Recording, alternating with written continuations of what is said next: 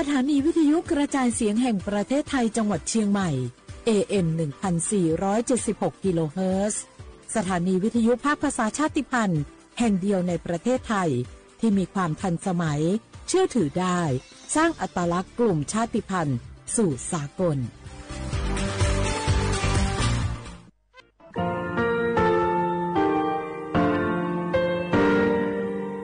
งาคือมีติปิเพกาวิเชแลงาคือติกาติชูแลติเลเพกาวิมาเฮยาค่างาคือชอยาออตุคโลกาติเชวิออโครคาติผาคาชุโยอาชุโยวิโยกาคาเดติเลอติเกกาพุติลาวิทปาตองาคือชอยาอาสติกาวิโยงาคือออตุคโลออโครคากาติเชวิอูเวอีเวมาโกติยาลิเลทอกาอายิอูเวคาช่วยเพวิโย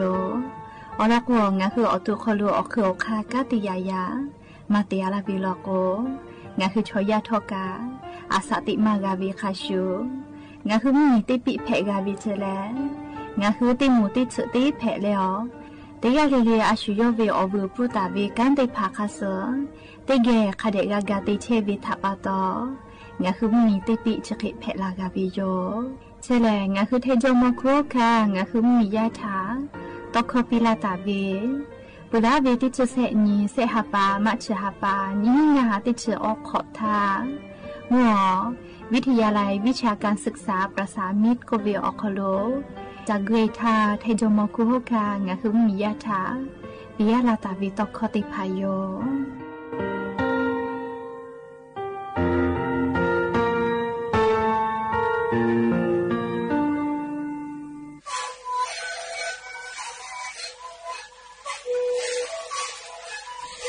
คือมันคือยาแก้เชื้อดีออกข้าวชีแล้วแล้วหูเข้าตัวออกทีจังหวัดที่ไหนเอ็มนาบา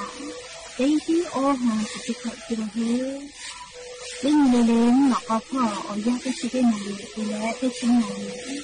เล่นถือไปเอายาที่มาใช้แต่แล้วก็มาชอบพยายเล่นเล่นแล้วหูเข้าก็เชื้อดีและงานแล้วหูเข้าก็เชื้อสมานมาเข้าดูในดีโด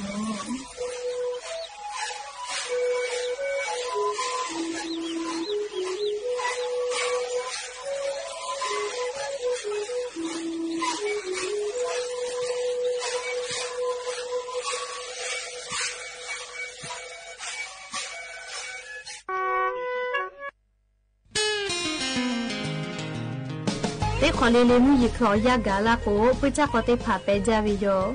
ปุจจากอเลผู้เวลาตาวีอานาติผาเลไขรัวอานานาพืออานาเชื้อไวรัสซิก้าอานามาโก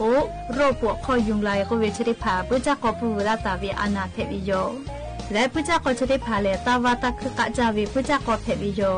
ชนะปะตองะคือเตกาเลเลกับปุจจากอผู้เวลาตาวีไขรัวอานาชติผามากะเพติตุงะคืออตุถะปุจจากอตาฉิจืงาคือเชตาวิเยคอโลปุจจากออูเลอเยพิกออติมากะเพติตุงาคือเยคอกะคอมาโกอากาจพอโลกะดะเกตุเวอเจติผาคาเดติญหาซาว่าบาตาวิทั้งขยะติผาโลโกกะอหุคาเดหุและอากาจโลอิกะตุตาวิติผาโมวิโลโกขับเวจมุนาบอยกะคือเยวิติผาโลโกอหุคาเดเบเยอโลโกปุจจากอติผาเลอิกะเกเลวิอคโลอูเลอเยติผาพิโตลาวิโยชดาปะตองะคือปุจจากอเชกอติติผาทะกะกุจบะปิวิโยและปุจจากอผู้เวลาตาวิไขโลอานาเพวิทยาทาญิญิตาเลสุญญวิอยาชอคโลเลออโตฮอนาชนากะนาชินาและจามะกะโดมะกะเลพิพิโยโยติผาเตเลกะงะคือว่าละโวเมฟาสอสูญิญิเลติผาโตลาวิโยติผาพาเลนาจาลาโกพิโตลาวิกะสุติผามะโกอากะซุวิกะสุโตลาเลนะคอสุติผากะโตลาวิโยและงะคือเลอนาวิโอฮิติผาจะเคโตลาวิโลโกมอสลากุเกโลเกเลหาจะหาไซอโลโกไขโลอานาชติผาเลนะเชดอมาเพวิโอจิโจวิโยยาเกปัวติผาเอสเพรีปอตาวิมาโกไฮบูโปรเฟนติผาปอตาวิเชเลไขโลอานาเพวิทยาทาโดเลหาซามาเพวินะชโยอลอกนาชติผาเลออโตคโลสกะทิโตลามาตูจาติปิวิเจไขโลอานาเพวิทยาทานาชเยอเกเลกะจะหาซาวิโยปุจจากอปุเวลาตาวิไขโลอานาชติผาเลนี่คือนากาเลฝาปื้อเวลโกไขโลอานาชติผานี่คือเกโลโกไปตุโย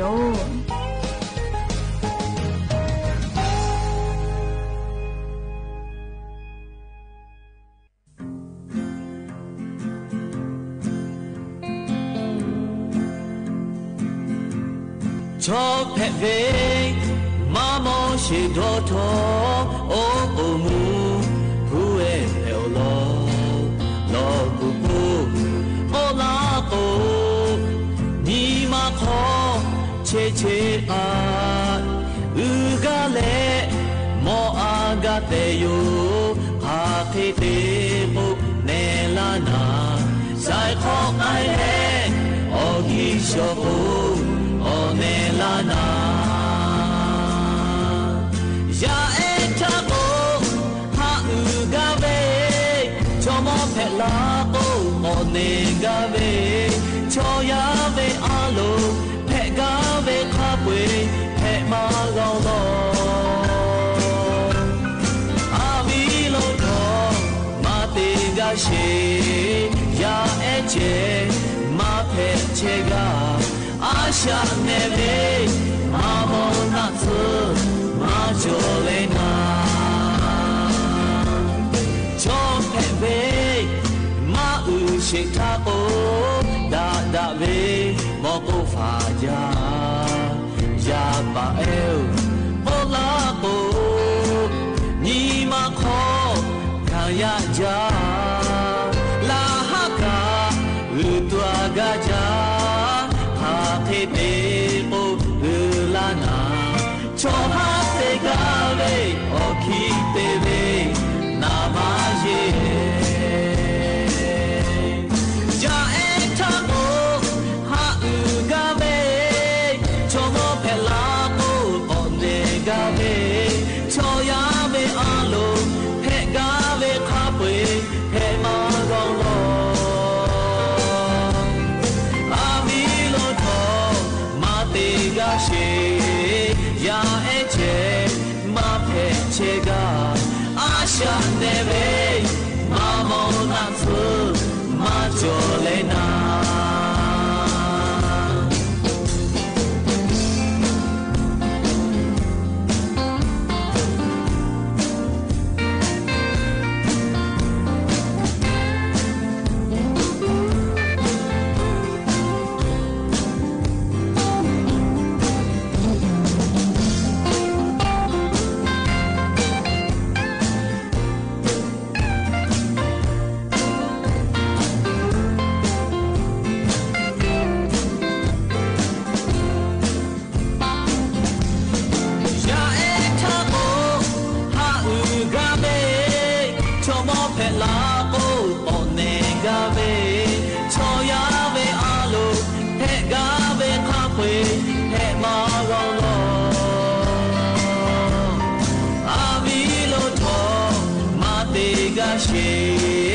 Ya eche ma pechega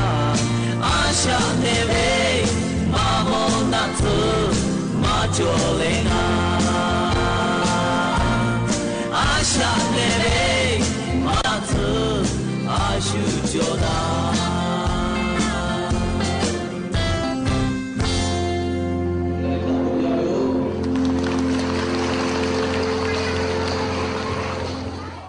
Yai ve nima yai ve do khaloko ha ha ula gaviyo yakane hu chomo ve nima le chomo ve do khaloko le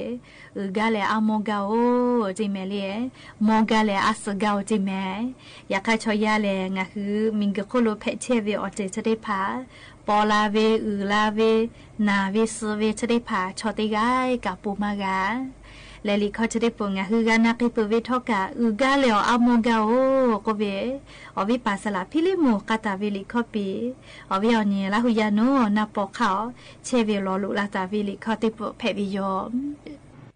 ya pu ha te po thoka da ja ve o ya cho kholo nga hu te po ko ga mi la le o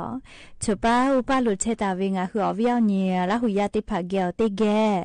Raika oboda jao kolonga hua koga ko kada ke chevi tapato olopele tiga lele tha ta uyo ya veo kolo la se cha leo Raika oboda jao kolo ha yu la vi yo me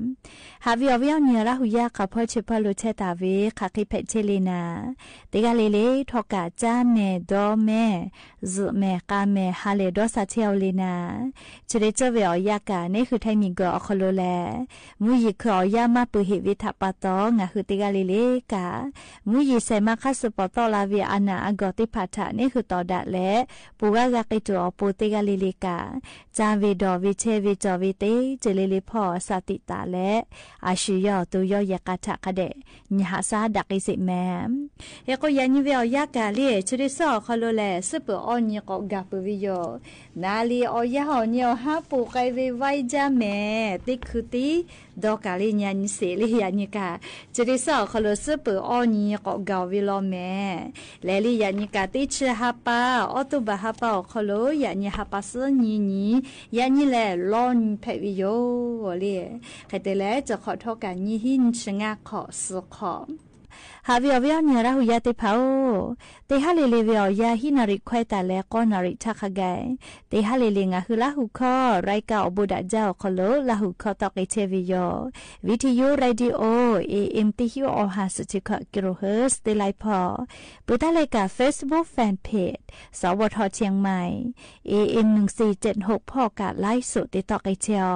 งาหุลาหุยาเขาพ่อซาพ่อจอกูพ่อพนาและติแกในหุลาหุชเจทาโอกาปิดาไอเพวิโยจะได้คืองาหืออลอปเตลอติแกอยู่เวลาแลกาดะเจดักไอตุเวลายานิงาหือเมียวคโลแพกไอเชเวอเจ้ายามุชามุยีมุกะมุหอพ่อจ้านดาเวซาตาอลอถ้าเรียอลออยู่เวลาแลลิงาหือติแกนาไกตุโยแม่หาวิอวิอเนียละหุยาติเผาอันนี้ยานิเวียามุยีจอมาลอกแลพะนิพิญญอคโลมุยีอาจืก็ยอยาลากิตุโยเจแม่ยาคาทอกะติกะติติมุยีกาลากอติลอกลาจาเลอีกะถูเวมีปะเวเลหืโลฮาลูเพเวชติภาถาทอกะกูเฮและฟาตะเจหรือรายการงาคือแท้มีอนาติตอเลไทมิงเกออก็จะติตอพ่อจีแม่เลจังหวะแม่ฮอซอจีใหม่จีให้จังหวะตะชติภาคโลมุยีลามาจาลโกเฮปุขอเวอีกะลุยะลาอีกะลุลุลาอีกะโทเวหืโลฮาลูเพเวชติภาถากูเฮและฟาตะเจสาตากะคาเดพอนะแม่เตยาชติคือเลมูฮอมุยีพายุดีเปรชันก็เวติดีมหาสมุทรแปซิฟิกเลฟริปิมุมีมุนิตอพอโอกาเฮตะลาเชวิเจเลโอกาก็เฮตะลาและเลพายุเขตร้อนก็แพกไกตุเวออกข้ามหมอวิเจใครเตโกแฮปั๊มมีลาดชื่อฮอติตออนาพอฮาปัสเซญออนีติชาเปาคโลมุไกตุเวออกข้ามหมอวิเจเตอะแลฮาปัสงานนี้ขอนี่ลอโกเวียดนามมีอนาติตอพอก็ลุยตุโยเจงาคือไทมิงกืออบุดาจาเลชุมมีอคโลเฮจาวิมุฮอมุยิโลไลดีกาพูวิโยยาคังาคือไทมีทาจอกเกลาวิทาปะตอเลงาคือมีอคโลมุฮอมุยิโลเฮจาอุจาวิเตพาทาปะตอลูวิสิวิชมามางาคือมากาพูวิโยใครกาลิยันยิงาคือแท้เหมียวนาติตอพ่อกะมุยีจอมาเฮลอแม่เตฮาวิอาขอดเปเซ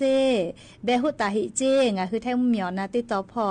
จังหวัดแม่ฮอซอจีใหม่จีให้ลำพูลำปาสุโขทัยจังหวัดตาเลียวติชะได้พอคโลเตฮาวิอาขอดเปเซเบหุตาหิจิแม่ใครเตและเล่ภาคอีสานพ่อกะออดเปเซไทมิงกือออกก็จะติตอออดเปเซมุนีตอพ่อออดเปเซไทมิงกือฮอติตอกะออดเปเซและกุธิพ่อกะออดเปเซเจยากนิเวตยาธามุยอาจจะจอมาเฮเวอเนคือไทมีอนาติตอขอดเปเซลอเลยานิเวอยาวคโลอาจจะจอมาเฮเวนะเลใครเตแลงะฮือนิเวตยาธาเลปุลาเว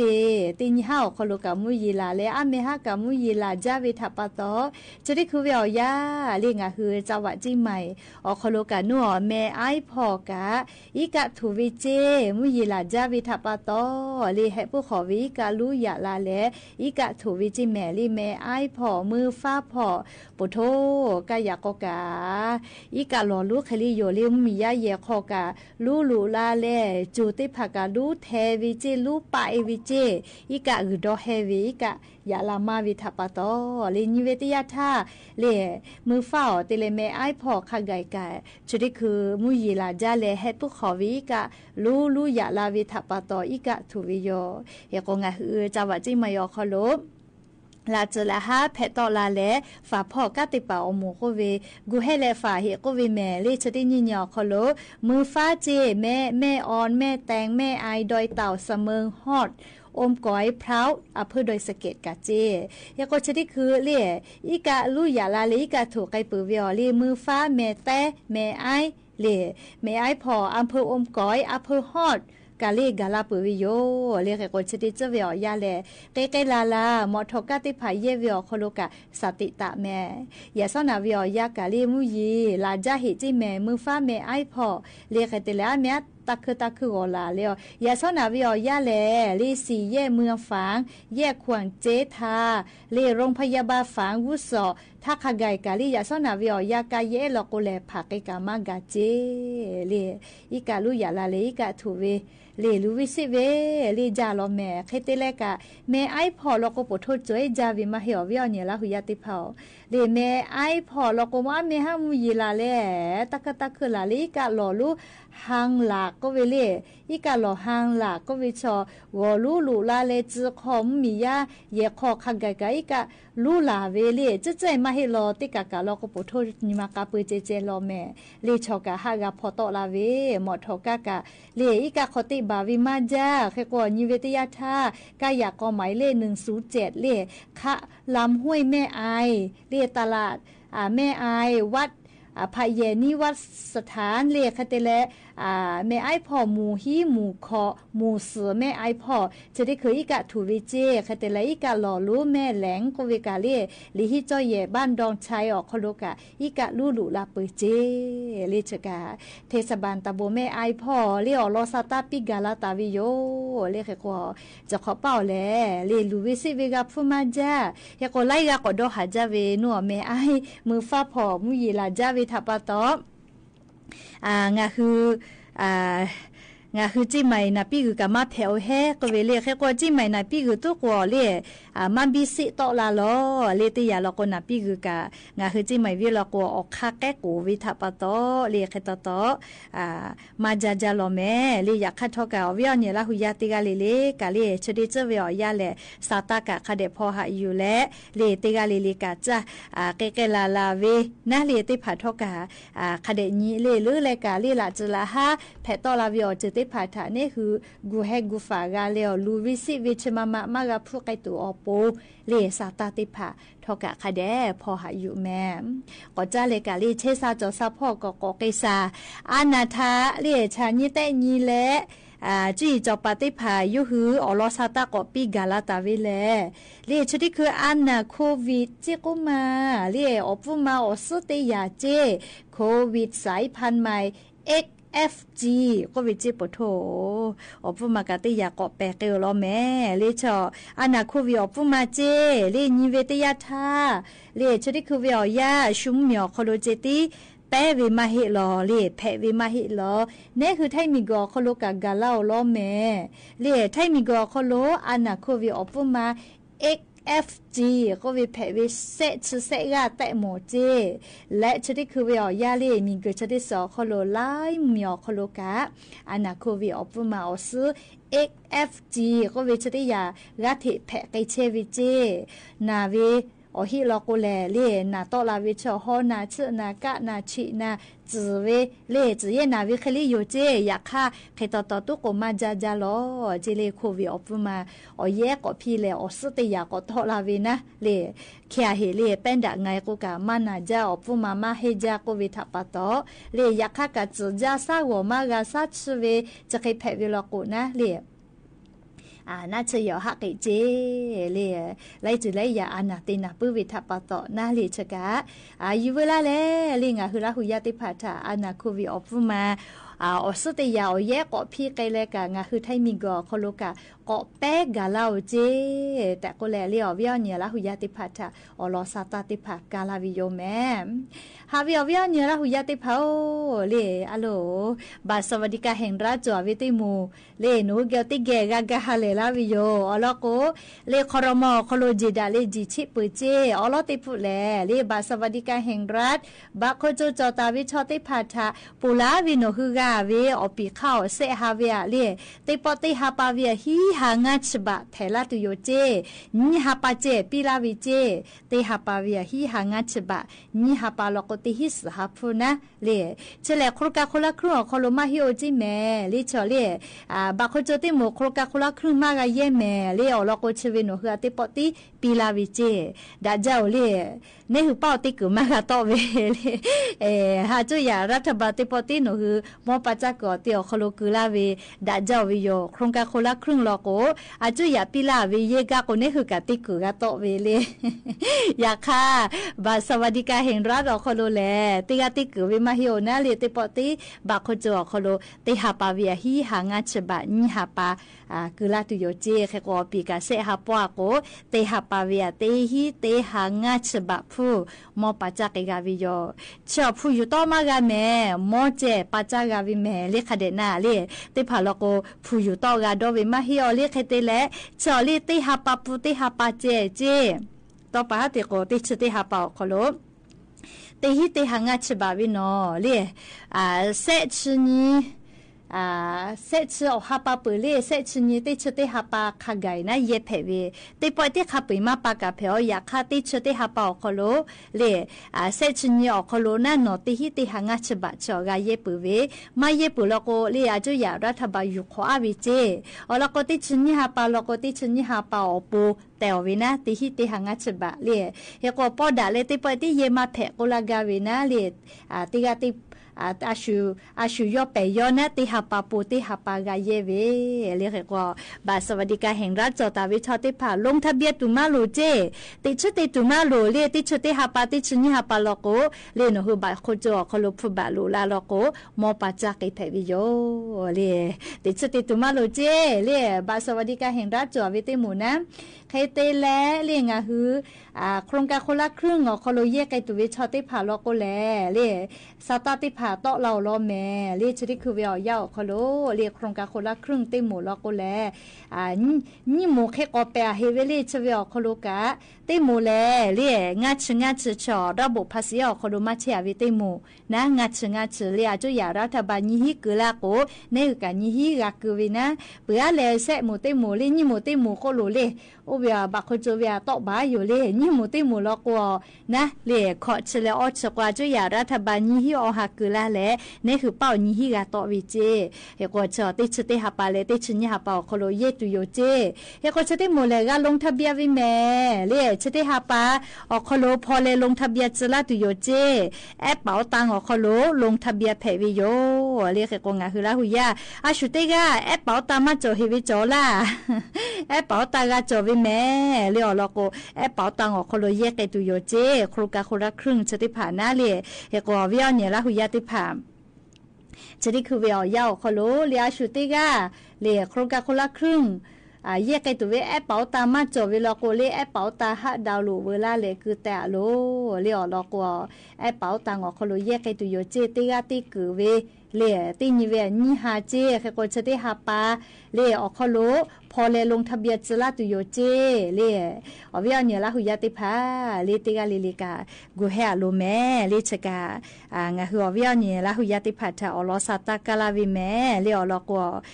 งาฮือลงทะเบียนจลาตุเวชเรียกโครงการคนละครึ่งชอนี่ชื่อนี้ติชหาปาถ้าตาพอเลลงทะเบียนจลาตุโยเจเล่นี่ชื่อนี้ติชหาปาเล่จะได้หาปาโคโลแม่เล่นี่ชื่อนี้ถ้าเล่ตาพอเลลงทะเบียนจลาตุโยเจเล่อวิญญาณละหุยาติพาอาชุติกาเลแอปเป๋าตามาจอฮิวิชอลโกเลฮาดาวลูเวเลติตาแต่ลูเมเลอลโกแอปเป๋าตังอคโลนี่ชนิติชาปาทาเลโครงการคนละครึ่งแยกไอตัวปูพอเลลงทะเบียนจลาไอตุโยเจเลชกาอยู่เวลาเลลิงาฮือลาหุยาติผาทาชลาวิโยลิงาฮือลาหุยาติกาลิเลกาลิกาคือกาจอวิโอจะได้เผาคโลนี่คือกาคาเดกาเพตัวปูนะเลติกาลิเลกาซาตากาคาเดพอหาอยู่แม่แต่ก็แลเลียววิโอนี้ลาหุยาติพัทธาอลอซาตาติพัจเขกาลาวิโยแม่และอย่าเพื่อติปอชิดากระดาจูเวียอลอติพัจเขไม่เจที่โยแม่กากาพอนาแล้วกาปิลาเชวิติกาลิลิทอกาซูเมกาแม่เชซาจอซาปิอบูจาแม่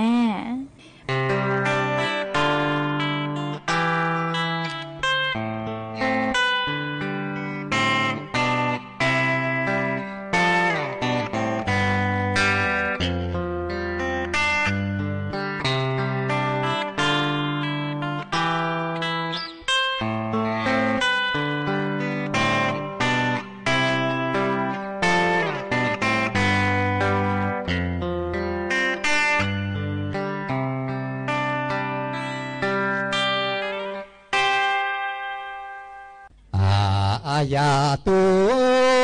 คือเจและยาตุลาเจแล้วเนมูเนมีจิลาเวนาคาโกจิโกโลกาตาเวมาคาโคมาโลสิจิมากาตากามายานิเนมุเนมิจิลาเวยานิเนมุเนมิจิลาเวโลมาโลสิจินากาตา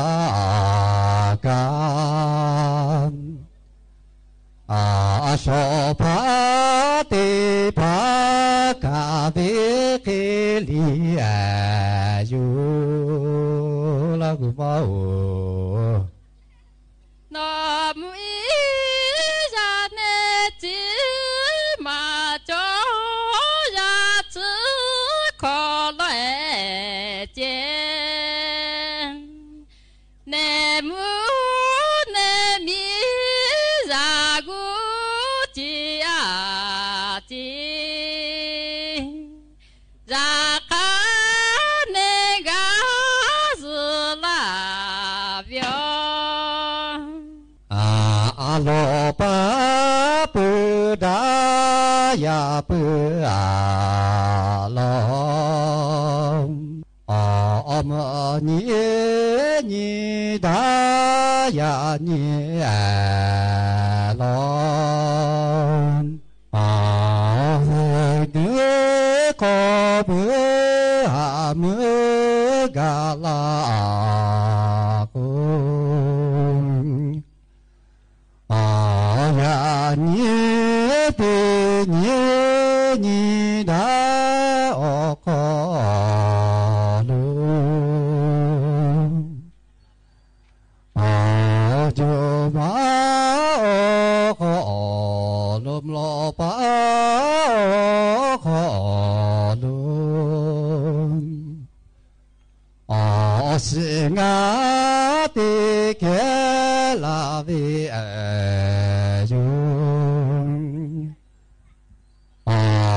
มุนีโอโหปุงาติเกลาปุงาเดมิปุไกละเดมิโกกุズベジアシガチュバブジェマジェコタロオレジョジェマジェコタズビオジจะพิชอลมาโปเลบาเซ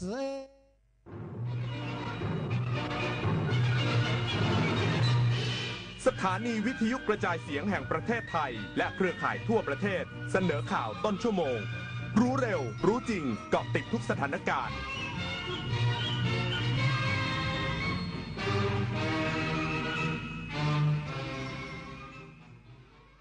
รับฟังข่าวต้นชั่วโมง 21 นาฬิกากับชลธรจันยาครับรัฐมนตรีว่าการกระทรวงการต่างประเทศเปิดเผยว่าไทยพร้อมให้ความช่วยเหลือในการเก็บกู้ทุ่นระเบิดอีกสักครู่กลับมาติดตามรายละเอียดครับชาติศาสนาพระมหากษัตริย์คือรากฐานของความเป็นไทยร่วมกันสืบสานปกป้องและภาคภูมิใจในสถาบันหลักของชาติเพราะความมั่นคงของแผ่นดินเริ่มต้นจากหัวใจของเราทุกคนรักชาติ รักษาศาสนาเทิดทูนสถาบันพระมหากษัตริย์รวมพลังความรักสร้างชาติให้ยั่งยืน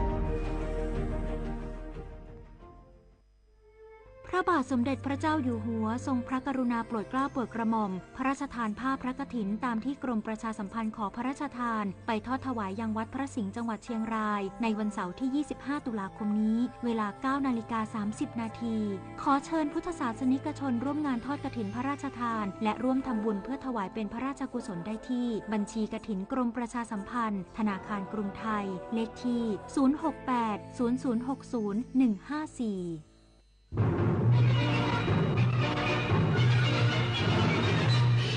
สถานีวิทยุเราพร้อมผลักดันกิจกรรมเชิงรุกที่สร้างสรรค์ในทุกมิติรวมทั้งสร้างสรรค์ความเข้มแข็งในภูมิภาคที่มีอาเซียนเป็นศูนย์กลางเราสนับสนุนการส่งเสริมและเชื่อมโยงในเวทีเจรจาการค้าการลงทุนเรารักษาสันติภาพเสถียรภาพความมั่นคงและความมั่งคั่งประชาคมอาเซียนประชาชนเป็นศูนย์กลางเราไม่ทิ้งใครไว้ข้างหลังเรามาเชิญชวนทำกิจกรรมเดินวิ่งการกุศล9ด้วยธรรมครั้งที่9ครับซึ่งจะจัดขึ้นในวันที่9พฤศจิกายนนี้มาร่วมกันเยอะๆเพราะว่าเป็นสิ่งที่ดีมากๆช่วยเหลือโรงพยาบาลทั้ง19โรงพยาบาลก็มาร่วมวิ่งทำบุญกันเยอะนะครับติดตามที่เพจ9ด้วยธรรมนะครับดูรายละเอียดมาสมัครมาร่วมกันได้ครับเรามีวิ่งกัน2ระยะมี5กิโลแล้วก็ 10.5 กิโลสามารถร่วมบุญกันได้ค่ะก็อยากให้ทุกคนเนี่ยมาวิ่งมาร่วมทำบุญมาสนุกกันเยอะๆนะครับ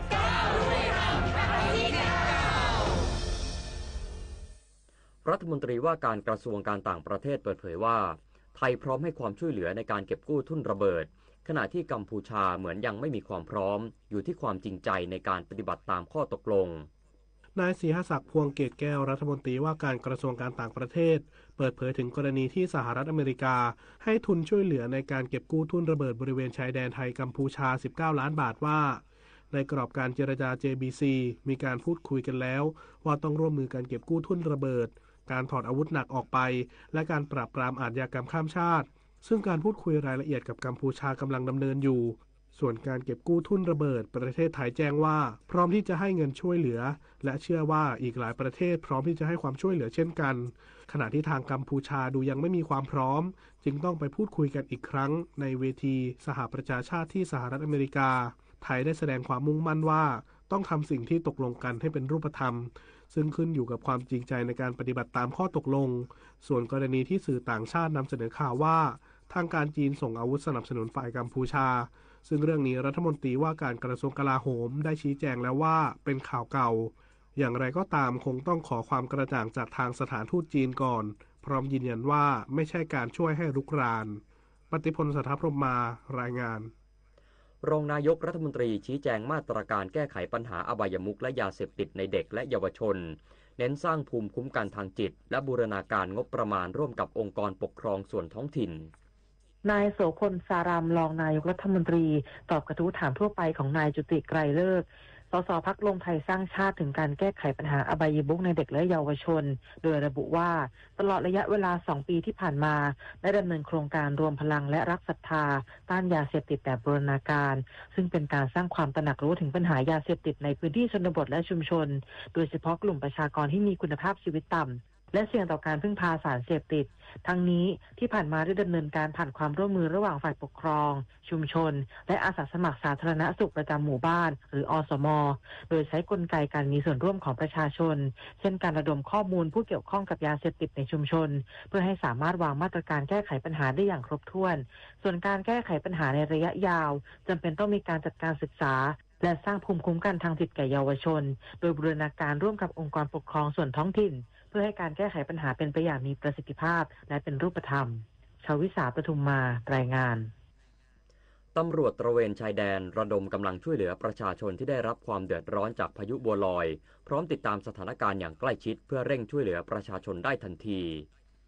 พลตำรวจโทรุ่งโรจน์ถากูลปุญญสิริผู้บัญชาการตำรวจตระเวนชายแดนเปิดเผยว่าหลายจังหวัดของไทยได้รับผลกระทบฝนตกหนักน้ำท่วมฉับพลันน้ำป่าไหลหลากดินโคลนถล่มน้ำล้นตลิ่งจากอิทธิพลพายุบัวลอยประชาชนได้รับความเดือดร้อนหลายพื้นที่จึงได้สั่งการให้ตำรวจตระเวนชายแดนทุกหน่วยติดตามสถานการณ์อย่างใกล้ชิดเร่งเข้าช่วยเหลือประชาชนอย่างทันท่วงทีจนกว่าสถานการณ์จะเข้าสู่ภาวะปกติ และเตรียมพร้อมแผนบรรเทาสาธารณภัยพร้อมสูงสุดทั้งกำลังคนอุปกรณ์ยานพาหนะเช่นเรือท้องแบนรถบรรทุกทันทีที่เกิดน้ำท่วมเพื่อลงพื้นที่อย่างเร่งด่วนทั้งนี้ตำรวจตระเวนชายแดนได้ออกช่วยเหลือประชาชนในหลายพื้นที่เช่น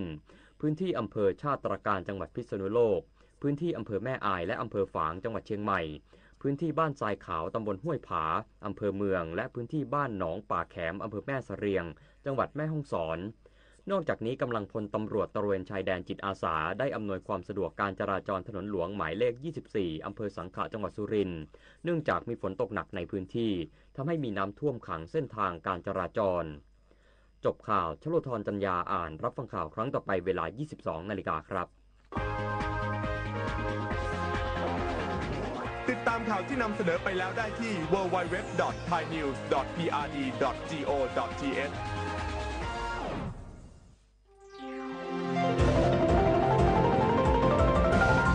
วิทยุแห่งประเทศไทยให้ความรู้คู่ความสุข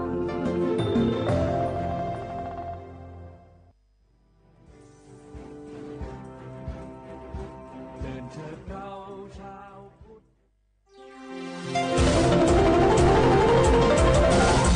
วิทยุแห่งประเทศไทย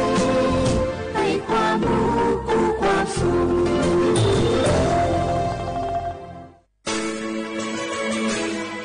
สถานีวิทยุกระจายเสียงแห่งประเทศไทยจังหวัดเชียงใหม่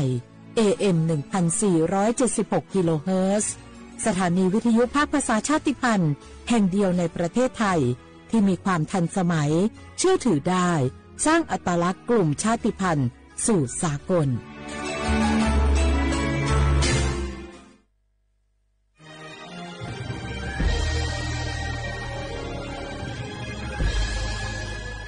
เกิดเป็นคนไทยเติบโตบนผืนแผ่นดินไทยจงภูมิใจในความเป็นไทยชาติไทยเรานั้นนับเป็นชาติที่มีความเป็นมาเก่าแก่ยาวนานเรามีภาษา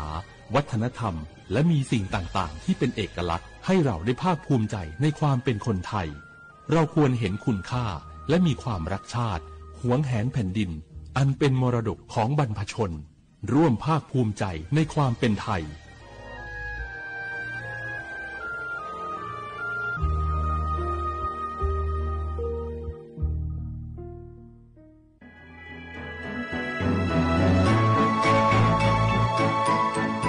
การปกครองระบอบประชาธิปไตยจะมีความมั่นคงก้าวหน้าเพียงใด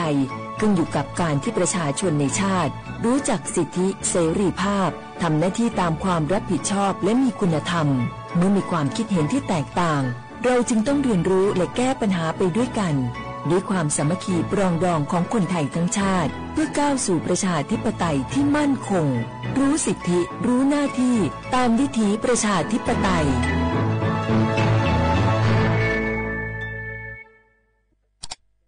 อ้าวแชร์เข้าไปบะอ่านเลยแก้วกับผมก็ดูอยู่นี่นะเจนี่มันก็เป็นโลโก้ของหน่วยงานราชการนะนี่เข้าไปตรวจสอบเป็นยังว่ามาจากหน่วยงานรัฐแต่ก็ระวังก็เป็นเหยื่อเข้าปลอมเอาฉะนั้นเลยก็นี่ใจ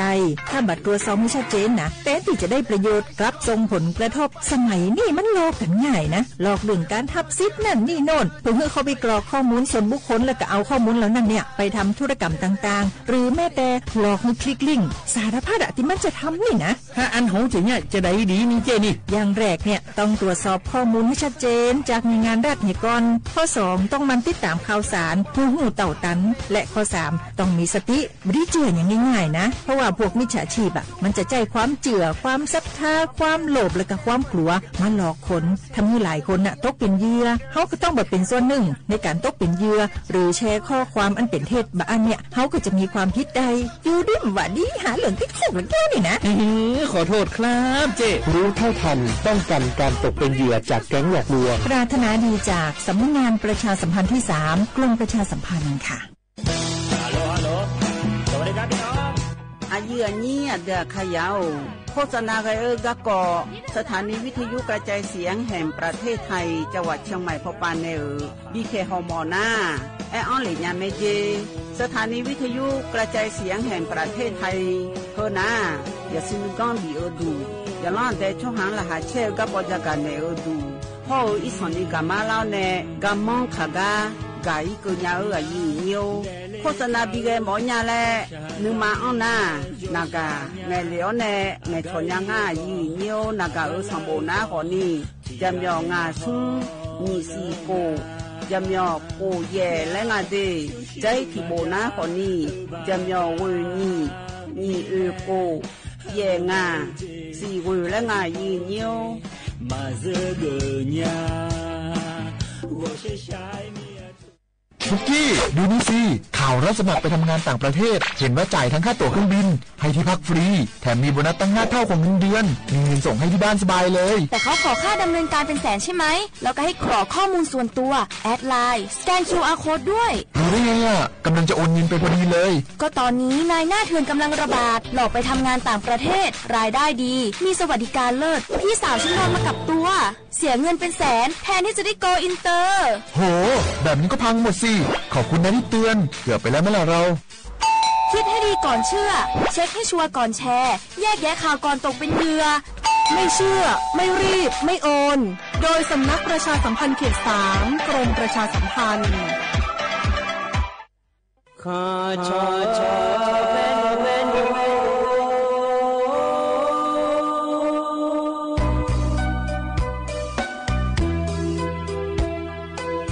你找不灵啊，到我土呀卡不，人你怎么灵啊，到我草呀卡不，草怕嘛是找家路那一个，什么个那嘛是过来边一个，我努嘛是。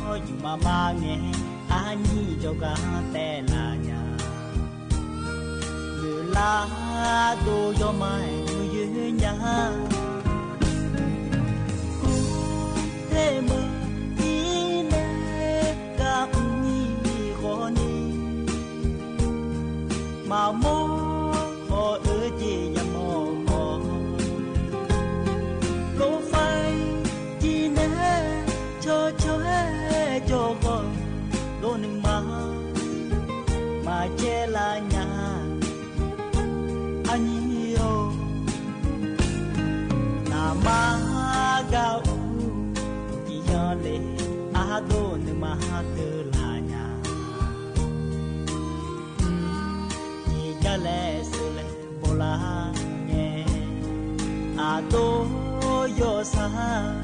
lệ la nhà anh nhìn lại ngam về khỏi đô ni nega mà biểu nhà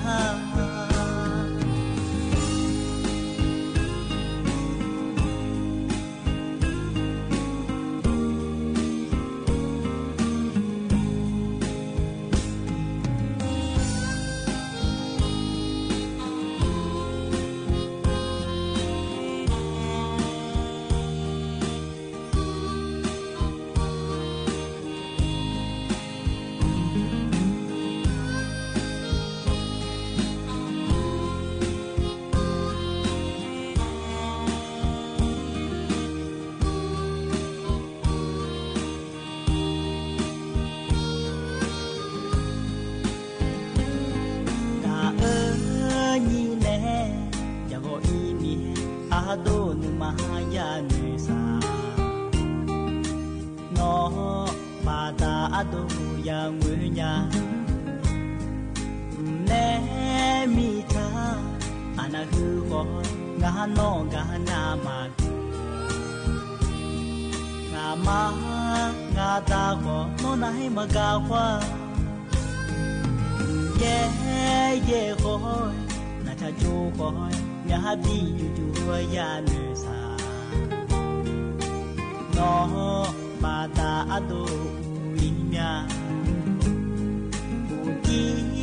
yu ko yu mama ne ani joga te la ya la do yo mai yu nya te mu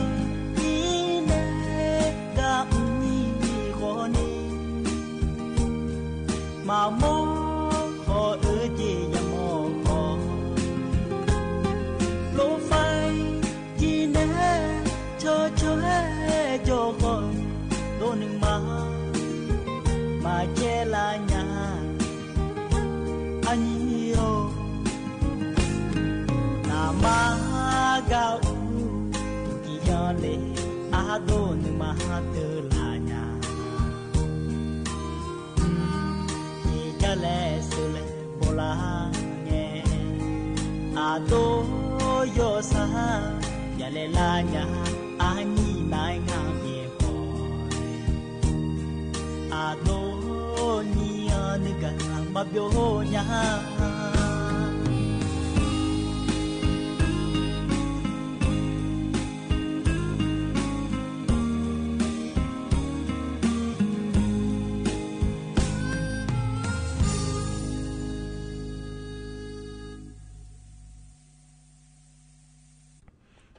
อุจิพออุดุธรรมะเดเยนี้มีขันยาโยกานาลุเนเดเยเนียวอันนิมจิล้อเยเนียวจนเจอนังนกละเมเดเยเนียวเด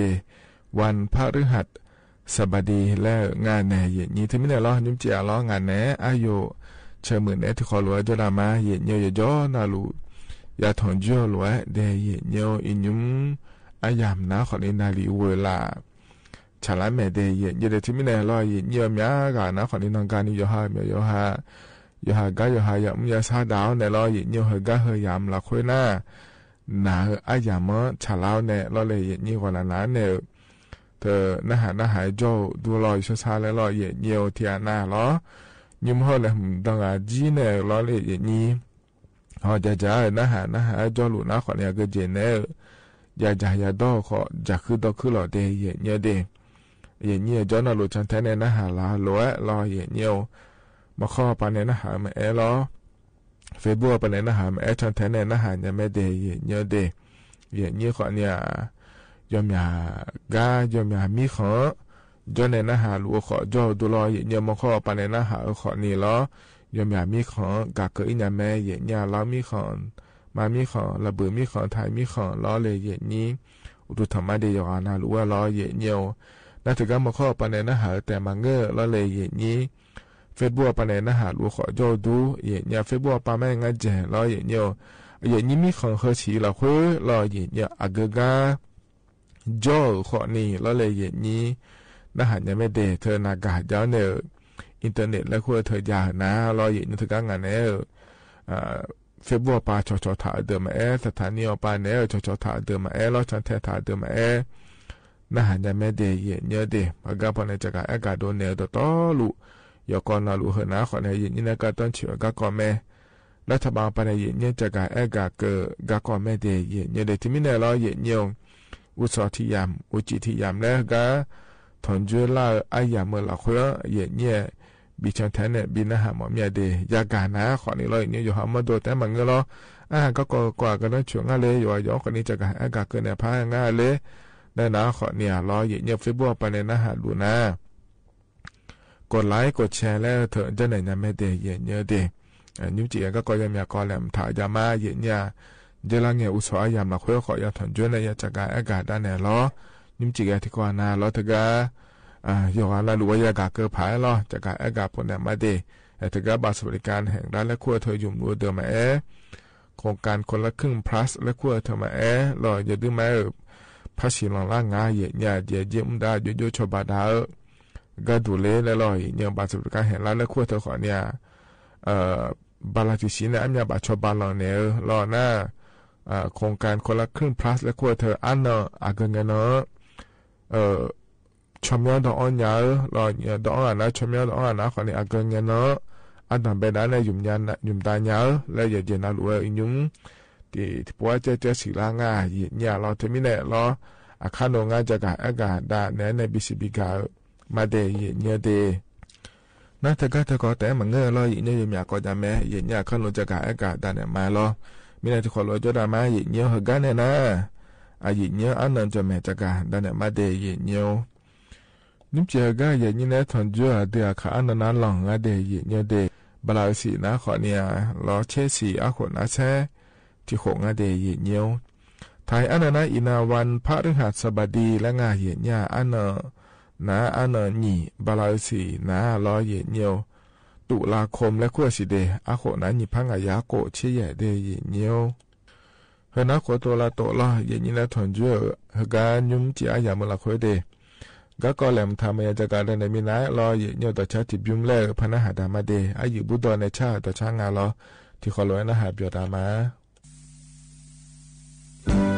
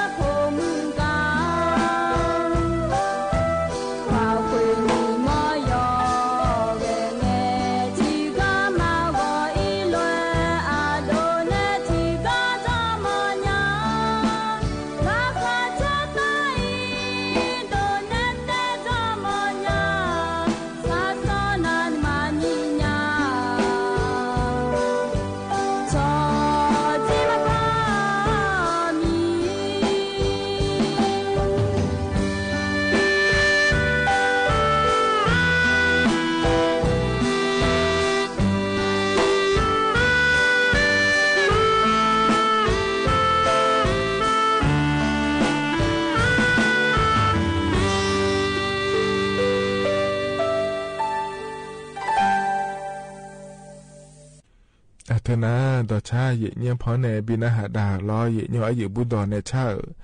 ดอชาเดเยเนียเดยอนาหลวงพอในบินาหาดาเกยนะหาเบียวตัวลอยเนียจนอปาลาในนะหาลาเยเนียดูธรรมะมาข้อปาในนะหามาเฟบัวปาในนะหามาลอที่คนลอยจดามาเดเยเนียเดเยเนียฮกันนะลอก็ก็ฮกันเลมถาฮจักาดานมาเยเนียยมยากาดอลูแม่โลลูแม่เยเนียเราเธอรัฐบาลปาเนชอบบ้ากาลอหัดมินงาแลเกินนะถ้ากาเดือในทั้งหมดในอนุทินชาญวีรกุลล้ออายมุดอายในทั้งหมดเกิดล่านะคนนี้อายเธอเยยิ้มแต่ขอตัวปาบิเหมือนดาราก็ดูเลยย้อนดาถึงนะโครงการคนละครึ่งและขั้วเธอที่โปพยุมคนไล่สิเดและแอถามินแหน่รอเยเนียวน่าแอถาหรือว่าที่นอใช้ที่นอก็ดูที่นอเจ้าชิลาแม่เยเนี่ยล้อด้วยเปลี่ยนร้านเนี่ยยุ่มดาก็ดูง่ายเลยแล้วเราถึงมิเนี่ยอีน้องเกินนี่นะเราเนี่ยอันนอดูเลยง่ายเนี่ยเกินเนาะชมยอบิดองก็ดูเลยแล้วเราเนี่ยก็เนี่ยนะคนนี้นายเอกนิติและงานเทียเนี่ยรองในรัฐมนตรีเขาเนี่ยรัฐมนตรีว่าการกระทรวงการคลังและคู่งานเดียเนี่ยเดโครงการคนละครึ่ง plus และคู่งานเทียก็โปรก็ดูนะแล้วเฮน่าก็ลาจอคณะรัฐมนตรีพอปาบอจางเงียามะรอเถกาตะกอบอจาเล่นยาเจงะเดและตัวก็งาเทยเนี่ยล้อเฮน่าก็ลาจอนะขอเนี่ยอันนสีเงี้ยนะชาลาเดอันนสีบาลาเชียสิงล้อจนเราเจอหนีนวันอังคารเงี้ยนะเฮกาก็เลยอายามะละคุยแม่เนี่ยล้ออันนสีเงี้ยนะเถกาคณะรัฐมนตรีปาบอจาก็เลยเนี่ยบอจากานะล้อเนี่ยบอจากานะคนนี้ถึงก็อันนี้เชื่อเนี่ยนี่เชื่อโกบาลาเฮเสียเราอย่างชมแม่บิดอ่อนยางาเดแล้วเราชมแม่บิดอ่อนยาจริงาเดแล้วถือว่าเกิดแม่เทยเนี่ยเราดอตอหลวงบีเกินเนี่ยก็ดูนะคนเนี่ยนี่เชื่อลำว่าก็นี่บีเกินเนี่ยในชาวบ้านเนี่ยมาเจเนี่ยคือก็โครงการคนละครึ่ง plus และควรเฮนาเราอย่างเดียวนี่เชื่อเนี่ยนี่เชื่อโกก็นี่เธอชมบิดาอ้อนเนี่ยล้อยูเมอก็ดูนะล้อเนี่ยอันนั้นนี่เชื่อบาลาเชเสียบิยุมได้เนี่ยจริงอ่ะเดี๋ยวหลังจากนั้นจีก็ดูนะคนนี้บาลาเช่นยี่สิจีเนี่ยล้อคุยจีอ่ะอย่าเมื่อละคุยงานเนี่ยอย่างนี้นั่นเธอเนี่ยเฮืออดีมายูเมอพอปะง่าล้ออย่างเนี่ยบิยูเมอปะล้อรัฐบาลปะเนี่ยเธอได้อ้อนเนี่ยอดีปะแล้วพอได้อ้อนล้อเนี่ย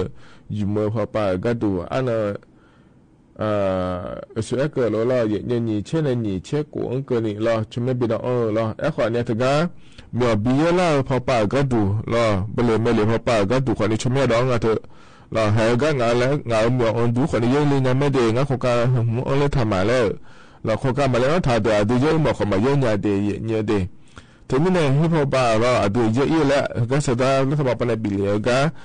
เยอะพอป่าก็ดูก็เยอะหลังเยอะยังไงหัวคนเนี่ยโครงการยังอันเล่ถังงั้นเถอะเนี่ยหรอถึงไม่เนี่ยก็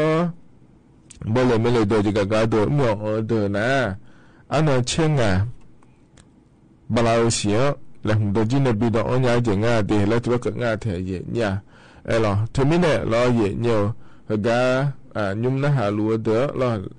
เมื่อเดินนะเบย์เนี่ยเรางานโครงการเราจะมาเจงาเช็คผิวเราให้ผมเนี่ยเราแล้วนะขอเนี่ยให้งานโครงการงานเมื่อโดนบิดเยอะเลยหมดเมียเลยแล้วนะอันนั้นเช่นไงบาลาเสียแหลมฐานในชมดองอีรอเยอะน่าดูสดารัฐบาลเป็นชาวบ้านก็ที่ป่ายาเนี่ยดูที่ป่าเล่นอ่อนก็หัวก็ดูน่าเราเนี่ยอยู่มือป่าก็ดูนะคนนี้อันนั้นนี่เช่นเนี่ยนี่เช่นกงกันนี่แล้วงานเดียเนี่ยเดี๋ยวนี่เช่นลำงานกันเนี่ยบิกันเนี่ยมาแล้วทุกคนงานเดียเนี่ยเดี๋ยวน่าสู้ๆหัวก็เหนียวเยอะพอป่าเราเหนียวเยอะก็ดูนะสู้ๆชมดองเนี่ยก็ดูง่ายเลยแล้วนะขอเนี่ยเธอเนี่ยเดือดถ่ายช่อหาหูเช็คกูหัวเนี่ยลาตาพอปะแล้วเดียเนี่ยเดียหูเช็คหัวเนี่ยลาตาพอปะรอเนี่ยชมดอยเนี่ยไม่เจอินุ่มหัวก็ยอมเนี่ยเนี่ยถ่ายรวยนะรอเนี่ยเธอหนีพอปะเนี่ยบิดอยเนี่ยจะเดียเนี่ยเดียเธอก็เนี่ยที่พอปะก็ดูนะขอเนี่ยอินเทอร์เน็ตเราเว็บไซต์แล้วคงอาจจะเนี่ยคนละครึ่งแล้วคู่พอปะเนี่ยเราอินุ่มมาพังอาชีเดเราถึงกับบิดองก็ดูเดล่ามาพาสิแล้วอันนั้นนี่เช่ในนี่เช่กงก็เลยมั่วมาบิดองอีมีเนี่ยเราเยอะถึง ถึงไม่อยากมาพอเนี่ยรอพี่จอมพี่ดอกอันยานะขอนี้ถึงก็อินเทอร์เน็ตพอปะรอเว็บไซต์และคู่ปะเนี่ยขอนี้ดอกอันยาเพราะเนี่ยมาเงินนะขอเนี่ยรอเนี่ยแอปพลิเคชันเป๋าตังและคู่ปะเนี่ยขอนี้พี่ดอกอันยามาเจเนี่ยรอ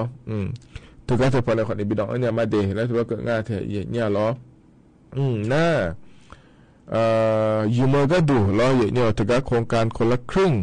และคู่เธอยาวเนี่ยอยู่เมื่ออาย่ามเกินล่านะอายุเลยอยู่มาเลยและนะขอเนี่ยเธอในรอเนี่ยแอปพลิเคชันเป๋าตังและคู่พอปะเนี่ยบียุมยามาเดและถือว่าเกิดง่ายเถอะเนี่ยรอถึงก็เธอยามละคู่เกินล่านะเดเธอมีเนี่ยรอเนี่ยนากาจ้าเดินหน้าว่าอาจจะออกง่ายเนี่ยนี้อันนั้นนี่เช่นในนี่เช่นกงเกิดล่านะเขาข้อมาอยู่หาชั่วโมงเว็บไซต์และคู่ปะเนี่ยมารอแอปพลิเคชันเป๋าตังและคู่พอปะเนี่ยมาเขาข้อมาชั่วโมงเราอันในยุ่งยากงานเนี่ยไอ้คนนี้ที่อาณาสาวก็ดูนะคนนี้เธอบาดเจ็บการเห็นแล้วคู่เธอขอมาจาเลยนากาขอมาจาเลยแล้วรออีกเดียวงั้นคนนี้หมดเมียเลยอายุยังผังอ่ะหัวจีสาเดียเนี่ยเดเธอเมียเนี่ยนากาจาเนี่ยตัวนี้จะเจี๋ยไม่ได้หรอมาจาเดคนนี้ให้ยาเกินมายาเกินก็รอยุ่งงานโลเลยอย่ามาจัดโลเลยนะคนนี้ที่โปรและพัฒนาได้เนี่ยมาเดเนี่ยเดนั่นอยู่ย้อนอะไรอย่างเนี่ยเราหรือว่ารอเนี่ยเธอเนี่ยอย่างนี้ช่วยสาบาทยาเดรอบัตรสวัสดิการแห่งรัฐ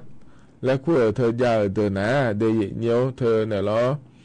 คณะสมุทรป่ารออย่างชุดเดินแรกกันแล้วในอย่างนี้เธอที่เคยแล้วมาอยู่ในที่ดอกเนี่ยในบิยุมมาเดและตัวก็ง่ายเธออย่างนี้ยุ่ง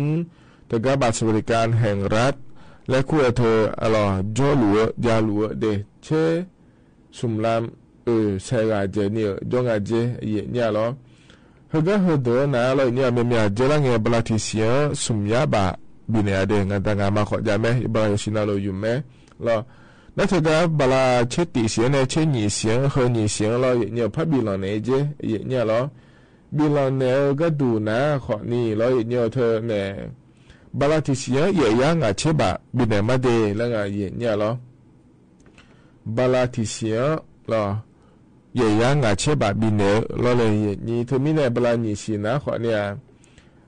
提怕是呀吧，那有他是讲什么呀了，怕呀米呢，到路哪话呢？你怕忙也跟俺的也呢的，他们那和哪话呢？也呢了，รัฐบาลปานเนี่ยชาวบ้านเราเนี่ยเฮก็เฮกว่า咯ยังมึงแม่สิละเนี่ยไอ้ยามเกินล่านะ咯ไอ้เนี่ยยังมึงแม่ที่โปแล้วพัฒนาเอกาดาเนี่ยบิสิบิกามาเดยเนี่ยเดเธออยู่อันนั้นรู้เราจะมีอะไรนี่ดอรู้มิเนี่ยล้อดอรู้มิเนี่ยอยากเกินยังงั้นรู้ยงงั้นรู้แล้วอยากให้เนี่ยห่อรู้เราอยากสิญญาพายแล้วจะกะเอกาดาเนี่ยบิสิบิกาเลยเดยเนี่ยเดเห็นนะที่ก็ล้อเนี่ยพี่ก็ดูนะคนนี้ถ้าก็อยู่ช้าๆเชื่อพอปานเนี่ยจะกะเอกาเดยเนี่ยเฮก็ก็เลยอันนั้นสมมติกันนี่เราเนี่ยอาคา12กันนี่งานเนี่ยนี่ยมอยากก็วิเลยอย่างงั้นสิเจเดยเนี่ยเดี๋ยวที่มีเนี่ยเราเธอเนี่ยยังพาอย่างงั้นเจเนี่ยตัวเราต้องก็หือเลยก็เราบางหือเลยก็มีชาวบ้านเลยก็มาเราเลยนี่ยมอยากเมื่อเราคุยอย่างงั้นเดี๋ยวไทยมีคนในต่อไปก็ดูนะเดี๋ยวเจ้าเมื่อกิจอำเภอเราคุยงานเลยแล้วจากการเนี่ยยี่เจ้าเนี่ยผายรอเนี่ยก็เจ้ามาเมื่อเราคุยนะเดี๋ยวเนี่ยเจ้ามาเมื่อนะอำเภอฝางอำเภอแม่อายอำเภอเชียงดาวอำเภอพร้าวสันกำแพงเสมิงแม่วางดอยหล่อกัลยาณิวัฒนาแม่แจ่มจอมทองฮอนฮอดแล้วคุยเฮมยาเมื่อเราคุยย้อนเจ้เนี่ยเราเหือเจ้ามาเมื่อเดน้าแม่ห้องสอนป่าก็ดูนะคนนี้อำเภอเมืองแม่ห้องสอนหลักคุยรอเนี่ยเจ้าเมื่อป่าก็ดูนะอำเภอเมืองเชียงรายรอแม่โซเมื่อเดเวียป่าเป้าเจ้เนี่ยเฮซุ่มเมื่อหลักคุยเฮซุ่มอำเภอหลักคุยแล้วเนี่ยนี่นั่นลำพูนป่าจ่อเดินนะคนนี้อำเภอบ้านห้องและกูกังอ่ะรอลำปางป่าจ่อเดินนะคนนี้อำเภอเถิงรอหน้าจังหวัดตากเขาป่าจ่อเดินนะอำเภอสามเงาอุตรดิตถ์หัวปาจ้อนะอำเภอน้ำปาดฮ้อแน่แล้วพิษณุโลกหัวปาจ้อเดี๋ยวนะคนนี้อำเภอนครไทยและงานเถียเนี่ยเราอันนั้นสมนะเราคุยแล้วที่นะ อาคารนุสองกันนี่งานในเย็นนี้รอตะก้าเยอะชอเชี่ยวปานในแอร์รออยู่เยอะอย่างเลยมิเนี่ยรอเย็นเยี่ยวตะก้างานในกูเกิดเราต่อลูยอมยาเมยยอมยาอำเภอเราเขยรอย้อนรอเดย์เย็นเยี่ยวเดย์แล้วงานเทเย็นเนี่ยรอยุ่มก็ขอเนี่ยเยี่ยมยากาขอเนี่ยเยี่ยยาวดูเย็นเนี่ยรอทีนี้เนี่ยรออยู่มันก็จ่ออยู่เราเยี่ยเล่าเราเขยขอเนี่ยอยู่อันนั้นรวยอยู่อาคารยังเย็นเนี่ยเราก็มาอยู่จูขอนี่จูอีจุดดาราล่าขอยอมยานี่จ้าแล้วไงมิเนี่ยรอเย็นเยี่ยวมิเนี่ยอยู่อาคารยังรอเดย์เย็นเนี่ยเดย์แล้วจะกะอากาศด้านเนี่ยบิสิบิกาเลเดย์เย็นเนี่ยเดย์กันหนาวเนี่ยรอเย็นเนี่ยแต่ชัดจิบยุ่มแล้วนะหาดามาเย็นเนี่ยกันยุ่งพอในปีนะหาดาเฮน่ารอเย็นเนี่ยอัทลีเนี่ยชาแต่ช่างเดย์เย็นจะเดมุชนุมชักเกิดแต่ช่างแม่เย็นเนี่ยรอที่เขาเลยนะหาเบียดามาเย็นเนี่ย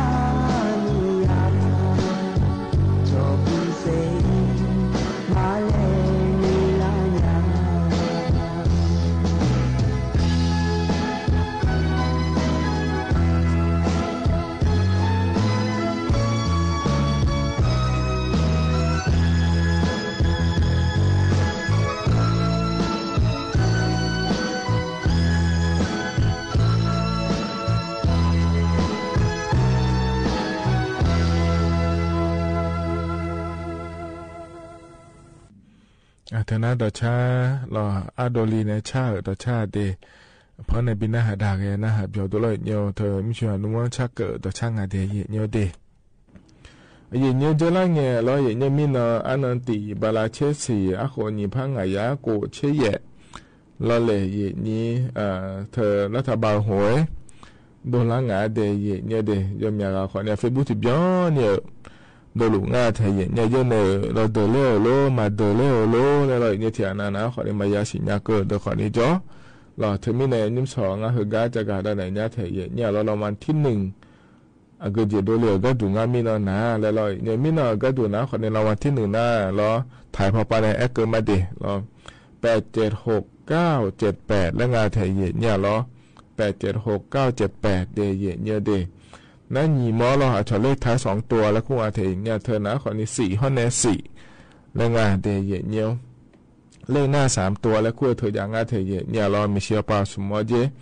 อันดับแบบนะขอนี้843ร้อยเนี่ยแย่ซุ้มน่าจะที่มอนะขอนี้532ล้องาซุ้มหนีแล้วงาเดเยเนี่ยเดน่าเธอเนี่ยเหรอจนเอาปาสมอเลขท้าย3ตัวแล้วคู่อาเทหนีโปก็ดูร้อยเนี่ยอันดับแบบโปนะขอเนี่ย280แล้วงาเดเยเนี่ยนี่เยจำยอข้อเนี่ยจะที่มอก็ดูนะขอเนี่ย605แล้วงาไทยเยเนี่ยเหรอโกจำยองาแล้วเดเฮ้อเราเยนี่เยอะเดือเราเยอะเดือแล้วในยุ่งก็ขอมายาโกนี้นะฮะหลวนะขอเนี่ยบิสิญญาก็ดูเดแล้วจะโดนไหนเลยเยเนี่ยขอเนี่ยชอมังก็เดเยเนี่ยเดมาเยอะเดือรอเยเนี่ยมาเยอะเยอะหมู่แม่เยเนี่ยเยนี่สิญญามาโลหัวเยอะเธอเรารัฐบาลหัวเยอะเธอยจะมาเจงไอ้นี่ที่ตาลอที่ตาเย่เชื่อบามสิที่การนาทียานี่เชื่อบามเนี่ยของมาสิลอรอเฮียกะฮอลวยแต่เบอร์ละเลยนี่ขอเนี่ยรัฐบาลเปิดก็ดูนะลอแอปพลิเคชันเป๋าตังแล้วคู่กันเนี่ยเยอะนะเย่เชื่อบามเนี่ยแต่เยอะเนี่ยแม่เนี่ยลอถ้าก็นี่เราวันที่1แล้วคู่กันเลยเนี่ยเธอเยอะเดือดหมดนะเดย์เนี่ยเดย์เยอะเดือดหมดนะลอเดือดเลยเนี่ยลอเธอที่อะไรที่อยากขอมาเกลือเจี๋ยเนี่ยที่พักหลังที่อยากขอมาเกลือหรอแล้วอันนี้หลังที่อยากเลยเราวันที่1แล้วก็เธอแล้วก็ที่ลามแล้วคนที่อยากมายาเจี๋ยเนี่ยเอาไว้เชื่อลามันที่อยากเกลือมาเงินหนาหรอเนี่ยใช่เนาะถ้าเดี๋ยวสิไอ้เนี่ยเกลือเนี่ยพายเมียโลแล้วเราเนี่ยคนนี้เมียก็เฮ้ยยังไงเจี๋ยแล้วอยากเยอะเดี๋ยวคนนี้จ้อถึงมีเนี่ยรอเนี่ยงานในแอคเกอร์หรือว่าเราหวยหุ่มมาเนื้อเถอะนะขอเนี่ยเจียนาเนื้อเบี้ยวแล้วมันเงินนะเราอันลามร้านเนี่ยขอทิ้งขอมาดูเลยไปเถอะเราวันที่1แต่เราเชื่อลามร้านเชื่อลามร้านเนี่ยมันก็มาดูเลยเนี่ยจะถูกทิ้งเราเธอมีเนี่ยเดี๋ยวเนี่ยเดี๋ยวเนื้อเบี้ยวแล้วมันเงินนะขอเนี่ยเจียวถ้าบีเกิดเราจะก็หวยหุ่มมาเยอะก็เดี๋ยวเทียนาบาลาสีเพลทิ้งมือเราเลยก็หยิบผ้าสุ่มผ้าขอเยอะจีเลยเนี่ยฉันเนี่ยเขาเชื่อบาลที่สุดแล้วนี่หล่าแล้วที่ยาบิวก็เงี้ยสมเชื่อบิวหัวเยอะจีเนี่ยนี่เชื่อสมเชื่อบิวแต่เจล่าเธออยู่หายละคุยอยู่หามาดูโลแล้วอยู่เนี่ยอยู่เนี่ยเธอมีเนี่ยเราจะเจน่ารู้ละคุยนะขอเนี่ยอยู่จะฉาเลยย้อนอยู่จะฉาเลยย้อนเนี่ยจะฉาเลยยุ่มเด็ดเนี่ยเด็ดช่วยอย่าให้เกินก็เลยนะแล้วที่ตาแต่ขอเยอะนะขอนี่เดี๋ยวเลยเนี่ยก็จีบมั่วขอนี่เงี้ยไม่เนี่ยหัวก็แต่บางเงี้ยแล้วจะขอโดขอนี่เงี้ยแล้วที่นั่นก็เราหัวหน้าแห่แล้วที่นั่นขวาชดจืดข้าวเลยรู้ชดจืดข้าวที่นั่นขวารู้ยามฉลาดแล้วแห่งอะไรก็ขาก็ตาแล้วชดจืดเผื่อแล้วก็พัชเลยเนี่ยแห่ยิ้มหมดแล้วเดี๋ยวขอนี่จ่อเลยรอเนี่ยเธอมีเนี่ยรอเธอหัวหัวปาแต่เลยเจ๊บางเงี้ยจะขอโดปาขอเนี่ยรอเลยเจ๊รอเนี่ยน่าเธอเนี่ยยอดีไม่หัวทิมนะคนนี้ยอหาฮัดยาหลวยยอหาเนี่ยฮับปุ่นยาหลวยอยู่เมื่อเราเนี่ยที่อันนั้นเรามาจากก็เกินละจากก็เกลือเราช่องยูดาเยอะพัดเยอะเราเนี่ยเฮ้ยหมอจะหมอมีเนี่ยรู้เลยเนี่ยถึงมีเนี่ยเราช่วยอย่างเราช่วยยาดอเราคุยในเด็กยาจนยาหน้าเรายอหาคนมาสาช่องคนนี้มาสาเดียเนี่ยเดียแล้วขอเนี่ยเรามาจากก็เกินละจากเนี่ยเราบิจาหมอนะเราเธอเนี่ยการพันนาและคู่ขึ้นมาขอนี้นี่อ่ะนะขอเนี่ยเธอมีเนี่ยร้อยเนี่ยหัวก้อนเนี่ยอยู่หายี่ขอจออีร้อยเนี่ยที่ปวดหน้าร้อยอยู่หามาด้วยแต่มึงอยู่หายังอยู่หายอละคุยขอเนี่ยเดเลยเราเลยอย่างนี้ถึงมีเนี่ยเราอยู่ฉายอดอละคุยอยู่จีน่าลุยอลุละคุยเนี่ย แต่เดจอลเดเนี่ยเดกามินอลอเดนายกรัฐมนตรีนายอนุทินชาญวีรกูลของเอทกาดานโนนายถอนจุนเนยังไงโฉยังง่าเทียเนี่ยเราถึงการรัฐบาลปาขอเนี่ยเฮดาเกลือเนี่ยอยากโคละคุนะขอเนี่ยยาเสพติดก็แหมการพนันออนไลน์และคุยเธอแหมล่ะน่าชอกอาชญากรรมข้ามชาติและคุยเธอเนี่ยวิบากโฉมีคนเดียวช่วยหาการเดี๋ยวช่วยหาไม่ซื้อเลยแหมล่ะถึงการยุ่งเบิกแก๊งคอร์เซ็นเตอร์และคุยแหมมีฉาชีพและคุยเธอแหมอย่างง่ายเนี่ยยี่ห้อในออนไลน์ไปเลยยังไม่ซื้อเราอย่าเจน่าลัวล่ะเธอบีจีก็ดูแล้วบีมือดาราก็ดูเดี๋ยวมาบีจานี่บีเดี๋ยวก็ดูเดี๋ยวแล้วเจลุมาเดี๋ยวแล้วที่นี่เนี่ยดานโนนะขอนี่เธอที่มาที่มุ่งอันนี้ก็พอดชนี่ก็ยังมัวดานโนพอป้าขอนี่ยังเงี้ยชอก็เนี่ยยังเงี้ยก็ยังเงี้ยทางจุนเนี่ยเราก็ยังบีงานดานโนป้าขอนี่เราเนี่ยรัฐบาลป้าขอนี่ชาวบ้านเนี่ยดูมาเจเราดานโนป้าก็เจ็บมัวโลโลเธอก็เดี๋ยวบีมือก็ดูเดี๋ยวแล้วงานเนี่ยอย่างนี้แต่ไม่เนี่ยเราเนี่ยเดี๋ยวในสมุติขอเนี่ยเธอได้เธอแต่ต่อรู้ละคนขอนี่เลยเจเนี่ยดามาเดแล้วเธอว่าเนี่ยเกิดง่ายมีนะดันว่าปานเนี่ยถอนเยอะไอ้ยามเมื่อละคนเดเนี่ยเดเฮกันหาเนี่ยแต่ชาติบิมแล้วพนักหาดามาเดเนี่ยไอ้ที่มีเกินเนี่ยชาล้อเนี่ยเชื่อโคงไงยากาเกาและชาแต่ชาเดที่ขอเลยนะหาเบียดามา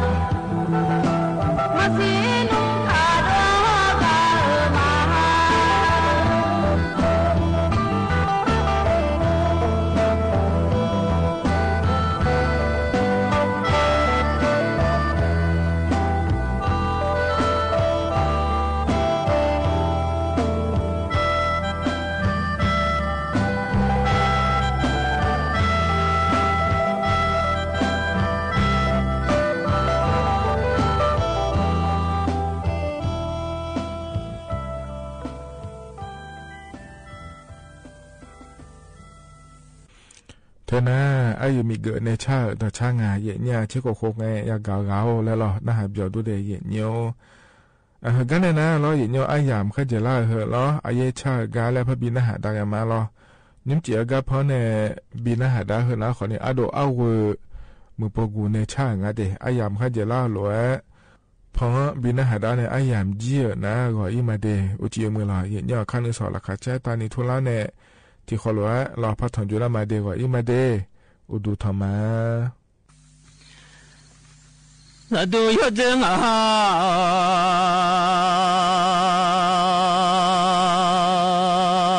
ที่อะไรอยู่จะสามารถมาบ่มาจงจะส่งรถช่วยมาหนูบ่แต่ก็เชื่อเล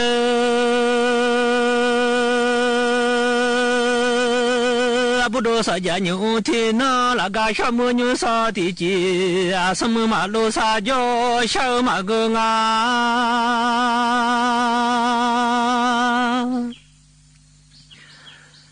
สมุราดัว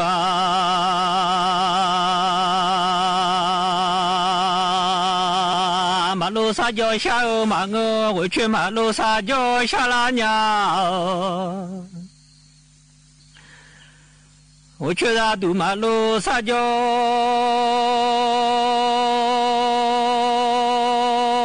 沙拉家什么卡吉马路家啦，耶马个我去卡吉马路家啦，耶啦了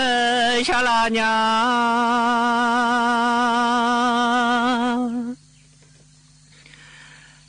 卡吉吉沙达后来沙拉娘。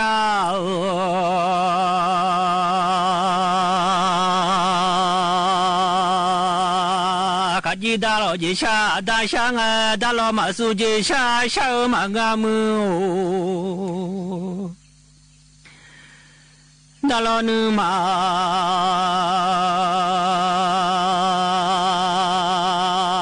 苏吉沙沙马个达罗车尼亚苏苏阿姆。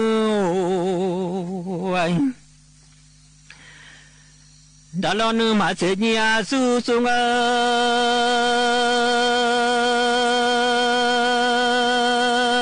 你送这下的米送当啊，这来买下你送这下的米送那，朋友家来马口里娘母，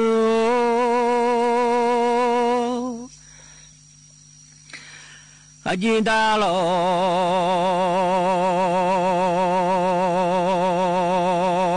啊这下大下啊，还金你那大将爱母陪来。你那大家啊，山东不是走下拉娘走大，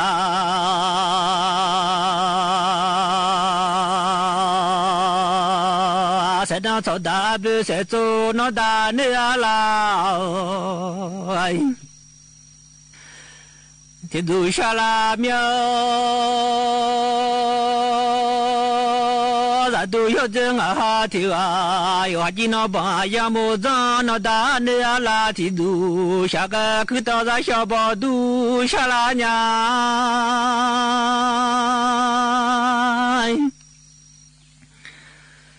去到大修。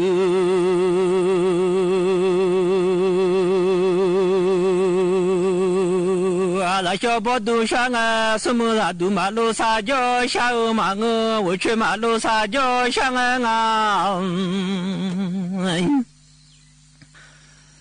我去那都马路撒娇，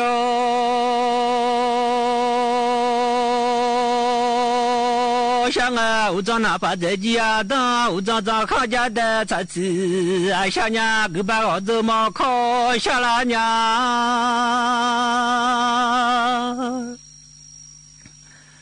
我把兄弟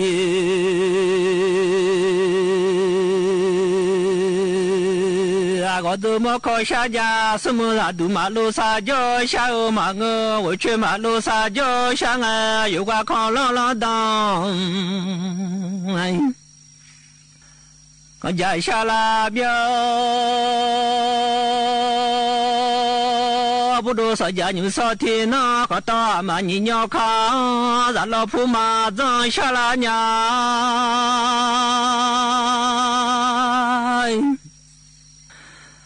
咱老爷说。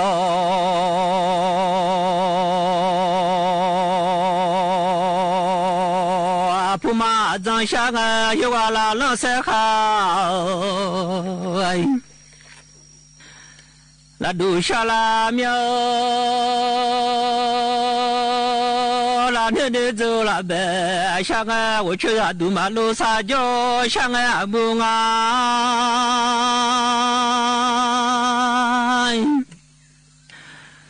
我去马路上就想啊，我长自己啊，当马上的娘啊那把，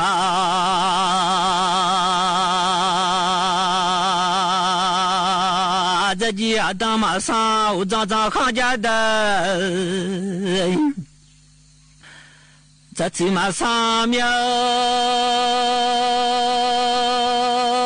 你把青我怎么考马上考朗朗当康家，马上考到马你鸟康，咱老爷少铺买，咱马上考朗朗当。สถานีวิทยุกระจายเสียงแห่งประเทศไทยและเครือข่ายทั่วประเทศเสนอข่าวต้นชั่วโมงรู้เร็วรู้จริงเกาะติดทุกสถานการณ์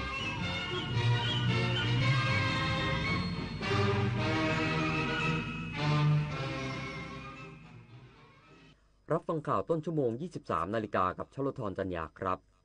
รัฐมนตรีว่าการกระทรวงยุติธรรมมีคำสั่งแต่งตั้งนายสุภชัยใจสมุทรเป็นโฆษกกระทรวงยุติธรรมฝ่ายการเมืองอีกสักครู่กลับมาติดตามรายละเอียดครับตอนนี้ปัญหาบุหรี่ไฟฟ้าเข้าถึงง่ายมากและมีรูปแบบที่ดึงดูดใจเด็กๆโดยเฉพาะสารเสพติดเป็นภัยต่อชีวิตบุหรี่ไฟฟ้ามีสารพิษอันตรายต่อสมองที่กำลังพัฒนาของเด็กและเยาวชนอนาคตประเทศชาติจะพัฒนาอย่างมีคุณภาพร่วมปกป้องเด็กและเยาวชนจากบุหรี่ไฟฟ้าคนไทยไม่เอาบุหรี่ไฟฟ้าคนไทยไม่เอาบุหรี่ไฟฟ้าคนไทยไม่เอาบุหรี่ไฟฟ้าคุณได้สิทธิ์กู้เงิน 300,000 บาทหากสนใจคลิกลิงก์นี้ได้เลยอย่าคลิกเด็ดขาดงานพาร์ทไทม์ออนไลน์งานสบายรายได้สูงอย่าเชื่อครับชีวิตจริงไม่มีใครคอยเตือนแบบนี้กลโกงอันแยบยลอีกมากมายของมิจฉาชีพโดยการส่งข้อความโทรศัพท์สายโทรเข้าหลอกส่งพัสดุรวมถึงแอบอ้างเป็นเจ้าหน้าที่รัฐป้องกันอาชญากรรมทางเทคโนโลยีด้วยการไม่โลภไม่ตื่นตระหนกกับข้อความชวนให้หวาดกลัวไม่หลงเชื่อใครง่ายๆรู้เท่าทันสื่อไม่ตกเป็นเหยื่อของมิจฉาชีพการกลับมาของการแสดงโขนมูลนิธิส่งเสริมศิลปาชีพจากวรรณกรรมเรื่องรามเกียรติตอนสัตยาภาลีวานอนผู้กล้าหาญจะเกิดอะไรขึ้นกับพวกเขาสู่การแสดงโขนสุดยิ่งใหญ่โดยมูลนิธิส่งเสริมศิลปาชีพวันที่ 6 พฤศจิกายนถึง 8 ธันวาคม 2568 ณ ศูนย์วัฒนธรรมแห่งประเทศไทยเปิดให้จองบัตรได้แล้ววันนี้ที่ไทยทิกเก็ตเมเจอร์คุณเคยเป็นแบบนี้ไหมใช้เวลาอาบน้ำเป็นชั่วโมงเคยซื้ออาหารอย่างบ้าคลั่งแต่ก็กินไม่หมดจนเหลือทิ้งเคยซื้อเสื้อผ้าราคาไม่แพงแต่ซื้อบ่อยก็เคยหลงลืมที่จะปิดน้ำปิดไฟเมื่อไม่อยู่บ้านเคยเราอยากให้คุณหยุดกิจวัตรประจำวันที่เป็นการทำร้ายโลกช่วยกันรักษาและฟื้นฟูตั้งแต่เรื่องเล็กๆที่เริ่มได้ด้วยตัวเราอาจเป็นเรื่องใกล้ตัวที่สามารถทำได้ไม่ยากรัฐมนตรีว่าการกระทรวงยุติธรรมมีคำสั่งแต่งตั้งนายสุภชัยใจสมุทรเป็นโฆษกกระทรวงยุติธรรมฝ่ายการเมืองเพื่อให้การชี้แจงงานที่เกี่ยวข้องเป็นไปอย่างรวดเร็วพลตำรวจโทรุทธพล นวรัตน์รัฐมนตรีว่าการกระทรวงยุติธรรมมีคำสั่งแต่งตั้งให้นายสุภชัยใจสมุทรเป็นโฆษกกระทรวงยุติธรรมฝ่ายการเมืองโดยให้มีหน้าที่แถลงข่าวหรือร่วมแถลงข่าวที่เกี่ยวข้องกับกระทรวงยุติธรรมรวมทั้งให้คำแนะนำการจะทำแผนการสร้างการรับรู้และเสริมสร้างภาพลักษณ์ของกระทรวงยุติธรรมร่วมกับหน่วยงานในสังกัดเพื่อให้การดำเนินงานด้านการประชาสัมพันธ์การเผยแพร่ผลการดำเนินงานของรัฐบาลและผลการดำเนินงานของกระทรวงยุติธรรมเป็นไปอย่างรวดเร็วถูกต้องเหมาะสมและมีประสิทธิภาพมากยิ่งขึ้นโดยให้มีผลตั้งแต่วันที่ 1 ตุลาคมที่ผ่านมาจุฑามาศรักษาพันธ์รายงานเจ้าหน้าที่มูลนิธิทนายกองทัพธรรมนำหลักฐานการเงินที่เกี่ยวข้องกับพระคึกฤทธิ์โสธิพโลเจ้าอาวาสวัดนาป่าพงมาร้องเรียนที่กองบัญชาการตำรวจสอบสวนกลางนายอนันต์ชัย ชัยเดชทนายความพร้อมเจ้าหน้าที่มูลนิธิทนายกองทัพธรรมนำหลักฐานการเงินที่เกี่ยวข้องกับพระคึกฤทธิ์โสธิพโล เจ้าอาวาสวัดนาป่าพงมาร้องเรียนที่กองบัญชาการตำรวจสอบสวนกลางโดยเป็นเอกสารที่ยืนยันได้ว่าพระครึกฤทธิ์มีการให้สีกาโอนเงินเข้าบัญชีส่วนตัวกว่า 90,000 ยูโรเข้าข่ายการฟอกเงินก่อนจะโอนต่อไปยังบัญชีมูลนิธิแล้วนำเงินกว่า 210,000 ยูโรจากบัญชีมูลนิธิไปแบ่งซื้อกองทุน4กองทุนที่ต่างประเทศซึ่งทำให้ขาดทุนและเสียเงินต้นกว่า 10,000 ยูโรนอกจากนี้มีการใช้เงินกว่า 15,000 ยูโรไปจากกิจกรรมสมาคมมูลนิธิที่ต่างประเทศนางสาวพันธิตาชัยเดชกรรมการมูลนิธิทนายกองทัพธรรมกล่าวว่าสาเหตุที่ทางเยอรมนีมีการสั่งไม่ฟ้องในคดีการฟอกเงินเนื่องจากเหตุเกิดที่ประเทศเนเธอร์แลนด์จึงไม่ได้อยู่ในเขตอำนาจศาลเยอรมนียืนยันว่ามีการนำเงินบริจาคของวัดมาใช้ผิดวัตถุประสงค์มีกระบวนการทำวีซ่าผู้มีถิ่นฐานในประเทศเยอรมนีให้กับบุคคลที่เกี่ยวข้องรวม11รายและมีการทำให้พระภิกษุสามารถเอาบัตรประชาชนประเทศเยอรมนีได้ชวิสาปทุมมารายงานร้อยเอกธรรมนัส พรหมเผ่าเตรียมยื่นฟ้องร้องนายรังสิมันต์โรมสสบัญชีรายชื่อพรรคประชาชนกรณีอภิปรายพาดพิงเกี่ยวข้องกับขบวนการสแกมเมอร์ร้อยเอกธรรมนัส พรหมเผ่ารองนายกรัฐมนตรีและรัฐมนตรีว่าการกระทรวงเกษตรและสหกรณ์กล่าวถึงกรณีที่นายรังสิมันต์โรมสสบัญชีรายชื่อพรรคประชาชนอภิปรายพาดพิงว่ามีความสัมพันธ์และรู้จักผู้ที่มีส่วนเกี่ยวข้องกับขบวนการแก๊งสแกมเมอร์ว่าจะต้องฟ้องร้องอย่างแน่นอนโดยขณะนี้มีคดีอยู่ที่จังหวัดพะเยามากกว่า270คดีซึ่งรวมถึงนักการเมืองด้วยพร้อมตั้งคำถามว่าไปรับงานใครหรือไม่พร้อมนำข่าวที่ชาวต่างชาติเขียนมาขยายความพร้อมย้ำว่ามีอาชีพชัดเจนและเสียภาษีถูกต้องสามารถนำหลักฐานมาแสดงได้ทั้งนี้การฟ้องร้องจะไม่ฟ้องเฉพาะคดีอาญาเพียงอย่างเดียวแต่จะฟ้องร้องเรียกค่าเสียหายด้วยส่วนกรณีที่คณะกรรมาธิการความมั่นคงแห่งรัฐสภาผู้แทนราษฎรเตรียมเชิญตนเองไปชี้แจงกรณีดังกล่าวยืนยันว่าพร้อมและไม่หนักใจเพราะมั่นใจไม่เคยเกี่ยวข้องกับสถานบันเทิงผิดกฎหมายจบข่าวชโลธรจันยาอ่านรับฟังข่าวครั้งต่อไปเวลา 6 นาฬิกาครับติดตามข่าวที่นำเสนอไปแล้วได้ที่ www.thainews.prd.go.th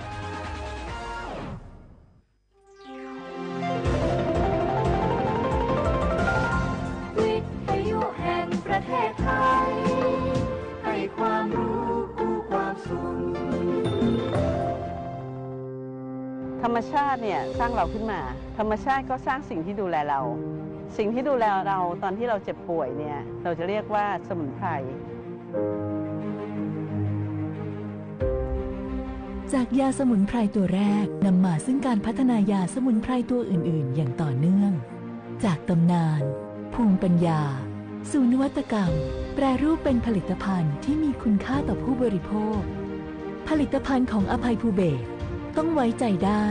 มีมาตรฐานการผลิตที่เป็นสากลวันนี้อภัยภูเบศรได้รับคัดเลือกจากภาครัฐให้เป็นวิสาหกิจเพื่อสังคมเราจะเป็นพลังที่สร้างสรรค์สิ่งดีงาม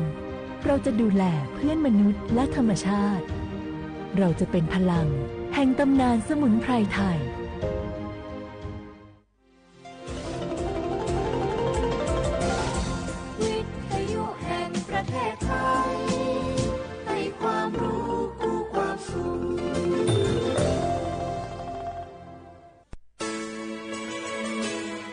สถานีวิทยุกระจายเสียงแห่งประเทศไทยจังหวัดเชียงใหม่ AM 1476 กิโลเฮิรตซ์สถานีวิทยุภาคภาษาชาติพันธุ์แห่งเดียวในประเทศไทยที่มีความทันสมัยเชื่อถือได้สร้างอัตลักษณ์กลุ่มชาติพันธุ์สู่สากล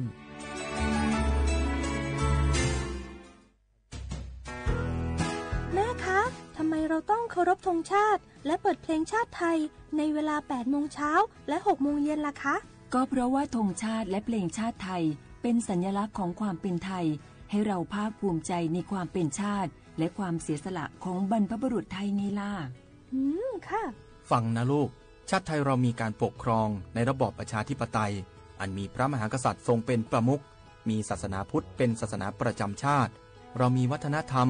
ขนบธรรมเนียมและจารีตประเพณีที่เป็นเอกลักษณ์ประจำชาติของเราเองค่ะพ่อเพราะฉะนั้นนะลูกเราจงภูมิใจในความเป็นชาติและช่วยกันปกป้องรักษาชาติไทยเพื่อให้ลูกหลานเราได้อยู่อาศัยอย่างสงบสุขสืบไป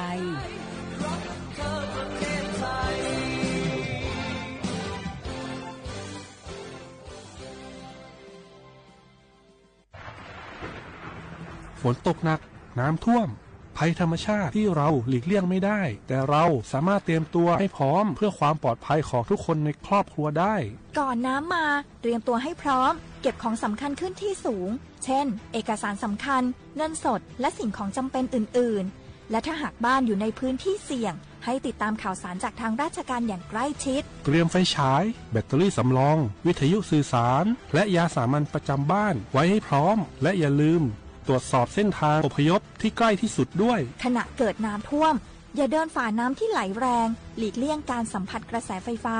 และหากต้องอพยพให้ปฏิบัติตามคำแนะนำของเจ้าหน้าที่อย่างเคร่งครัดเมื่อภัยผ่านพ้นตรวจสอบความเสียหายของบ้านและทำความสะอาดเพื่อป้องกันโรคที่มากับน้ำท่วมเตรียมตัวให้พร้อมก่อนภัยมาถึงเราจึงจะปลอดภัยด้วยความปรารถนาดีจากสำนักงานประชาสัมพันธ์ที่ 3 กรมประชาสัมพันธ์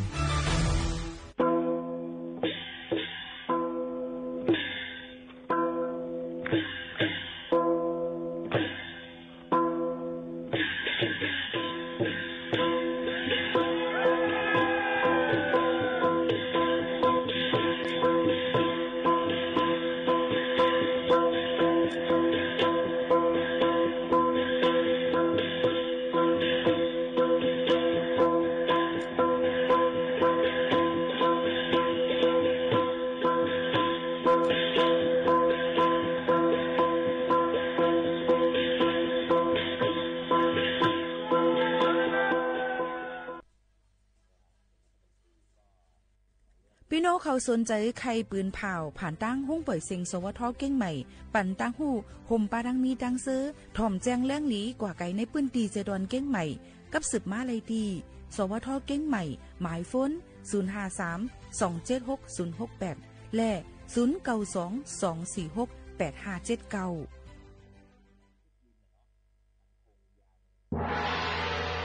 เขาหักกันเป็นแห้งเขาแป้งกันเป็นใหญ่เขาหนังกันหักกันแค่สังนันเขาอยากเขาหลุดจอยกันแก่มือมันอยากเขาหลุดจอยกันหักมือมันนักลูหมอหักกันมือไปตายลูหมอเซร้ายมือไปซุ้ม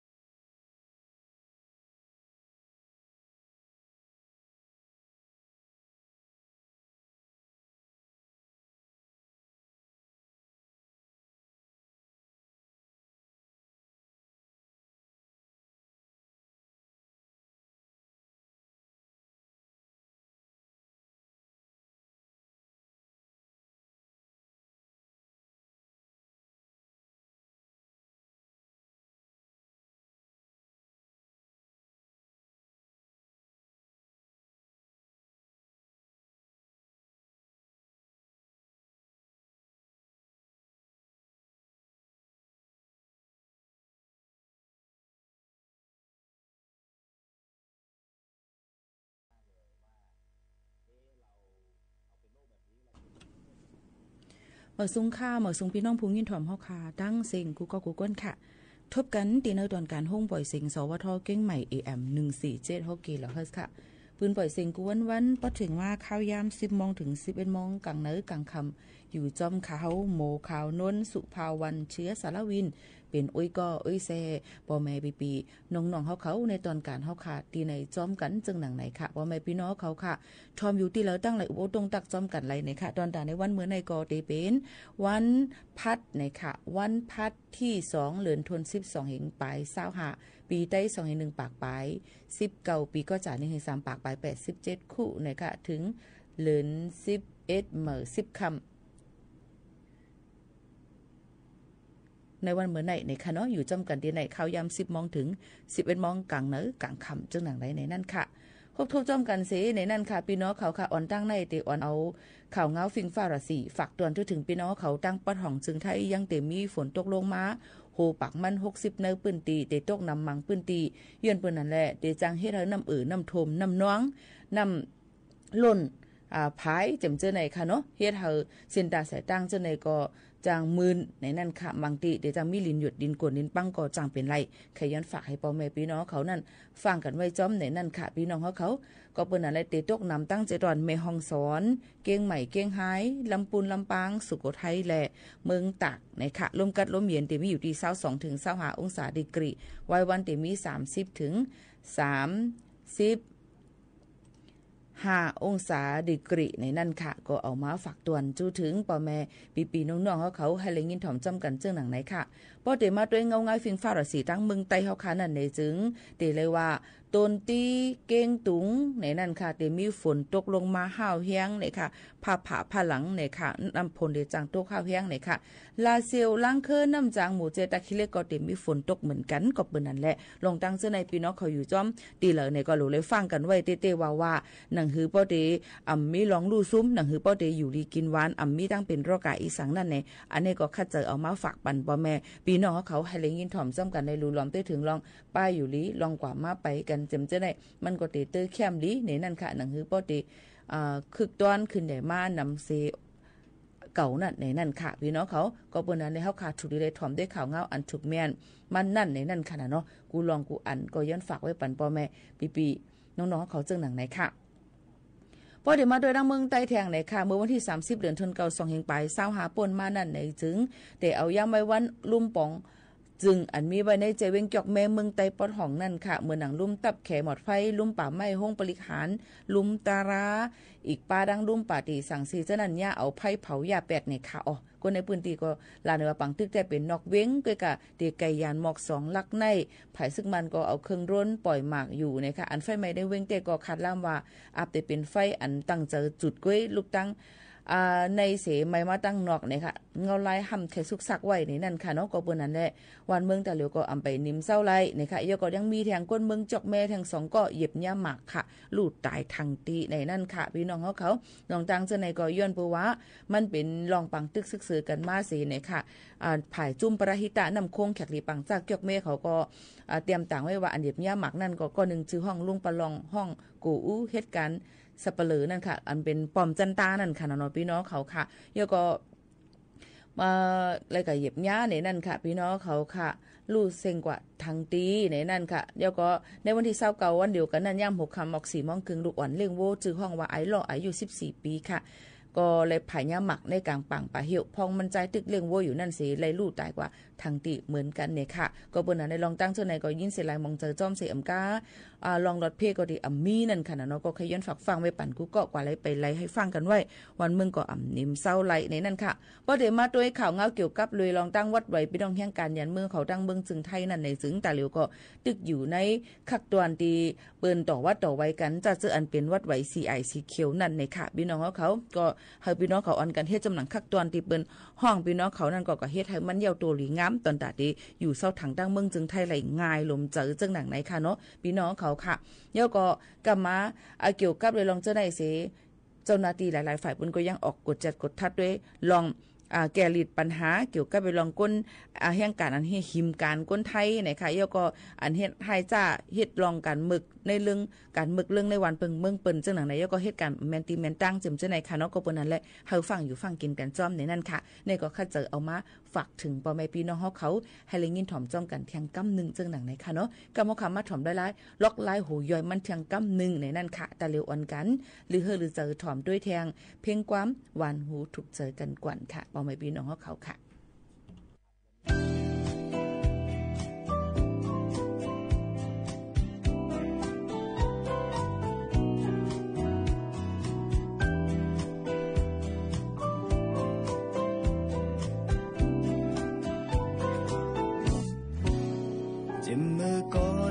อำตอนวนเข้าใจกูลองเกาไว้เมามางมาเลยามในอายุอาศักก็ใหญ่ปอมี31ปีปนเยาอำตันหูตันหันกูหายแลกุมตือเก่าซุ้มข้าวยามมาอำตอนหูว่าผิดเก่าเป็นก้นหายโล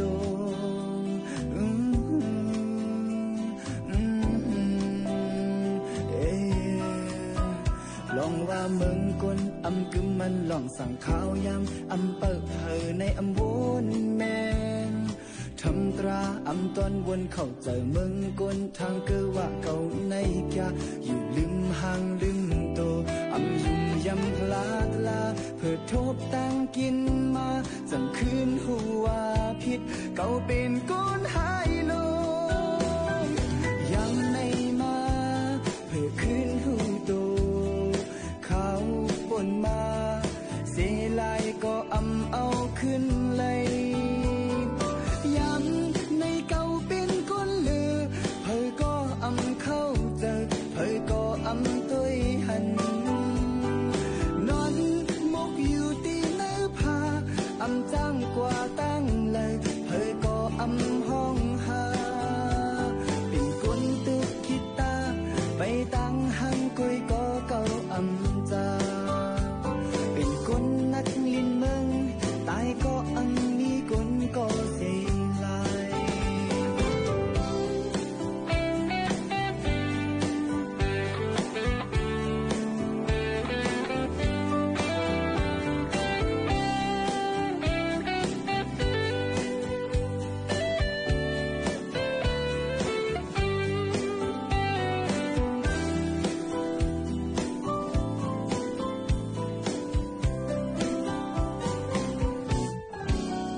ลองว่าเมืองกนกึมมันลองสั่งข้าวยำเปิดเผยในวนแมนทำตราตอนวนเข้าใจเมืองกนทางคือว่าเก่าในกะอยู่ลืมห่างลืมโตยุ่มยำพลาดลาเพื่อทบตั้งกินมาจังคืนหัวผิดเก่าเป็นก้นหายโลยังในมาเพื่อขึ้นหูโตมาเสียลายก็เอาขึ้นเลยย้ำในเก่าเป็นก้นลือเผยก็ตัวหันเผยก็เข้าใจนอนมกอยู่ตีเนื้อผ้า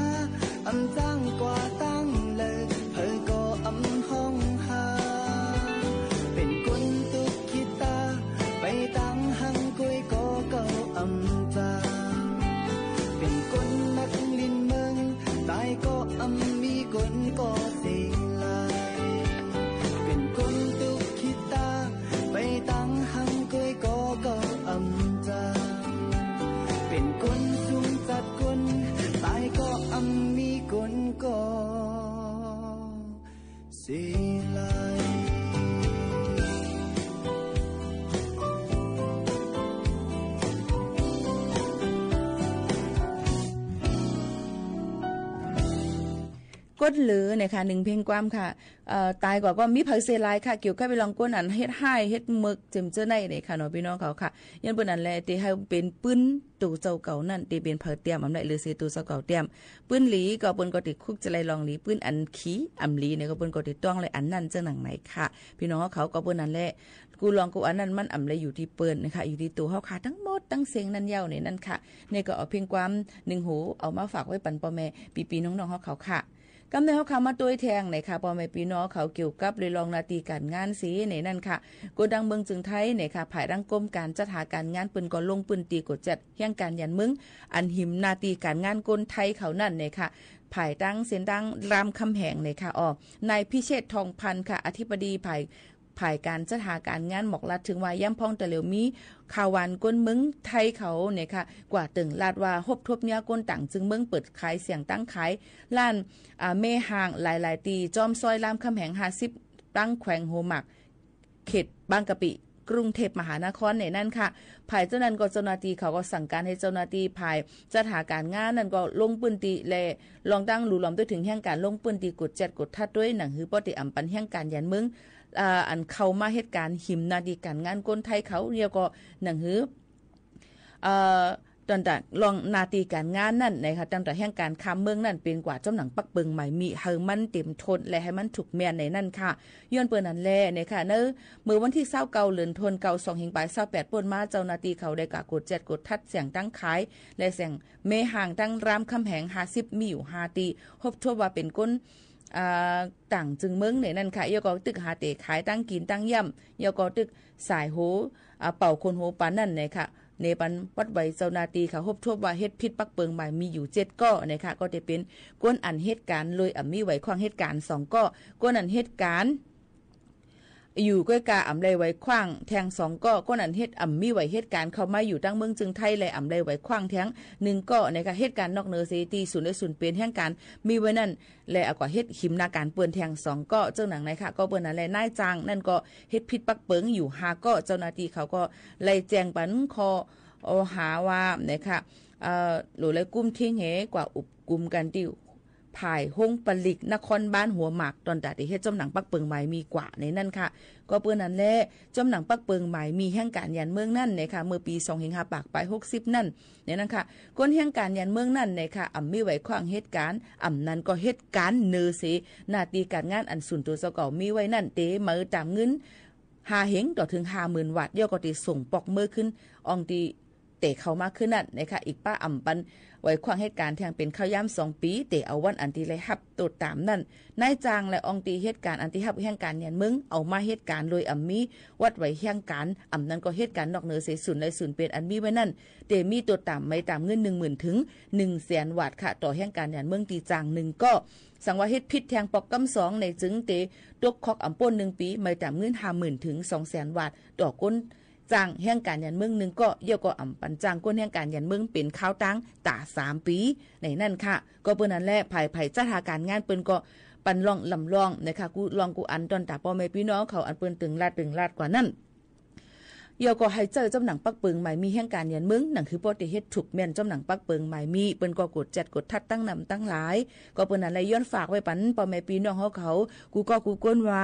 เฮาอยู่ถูกตีถูกตั้งเหตุการณ์แม่นจำหนังวัดไว้เฮาขาลงเส้นสายหมายไว้นั่นในนั่นค่ะอย่าไปเฮ็ดนอกเหนือเลยเสนั่นในค่ะเนาะเยาก็เฮาขาถูกดีเลยไว้ฟังกันเต้ๆในค่ะย้อนเพราะว่าป้อเปิ้นหันในเปิ้นก็เตตึงเตลาดบรรเจ้าหน้าที่เปิ้นก็กด7กดทัดด้วยให้ไหนค่ะก็สังเกตว่ามีลองข้องค้ำนั้นก็ป่องใจต้องทำก่อไรตีหมายฟ้นฮิปเน็ต1506เน็ก2ภายจัดหาการงานก็ไล่เหมือนกันในนั่นค่ะย้อนเปิ้นนั่นแหละลองนาตีการงานเหตุการณ์อยู่ในเฮาค่ะอย่าไปเนปุ่นตีแหน่นเพียวอาลาค่ะตอนหนังสังลองการบางอันเกในมันอันเหตุการณ์ไล่นะคะนาการบางอันให้เฮาค่ะเหตุการณ์ไล่นะคะเจอว่ามาจ่ายปันกาขวัญอันเท่าใครอยู่ให้การเนี่ยเมืองเปิดเดียวไหนก็การทำใจไว้วัดไว้คำเมืองมาจิมจะไหนก็ไปทุกเมียนย้อนเปิดนั่นแหละเฮาขาหลูเลยฟังอยู่ฟังกินในนั่นค่ะแต่ที่เป็นปอกาเมกาออนไลน์เขานั่นนี่ก็ฟังกันจ้อมนะคะย้อนบัวว่า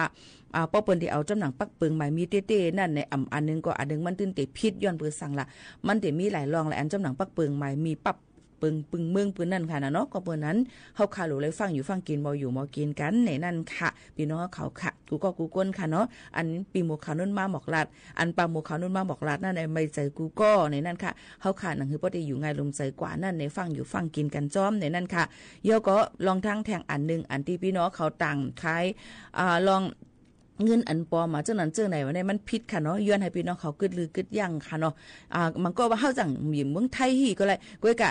เฮาเป็นพี่น้องใต้หนังกันก็อำถูกได้เลยกว่าหยอกเลียนกินกันซึ่งหนังนั้นมันเป็นการหยอกเลียนกันนั่นค่ะเนาะเกี่ยวเอาเงินเปิ้นนั่นค่ะเพราะว่ากำซื้อมาเดี๋ยวก็เงินปลอมเงินตู้ในอำมีเผอใจไหลเตะเป้าเจอเนี่ยก็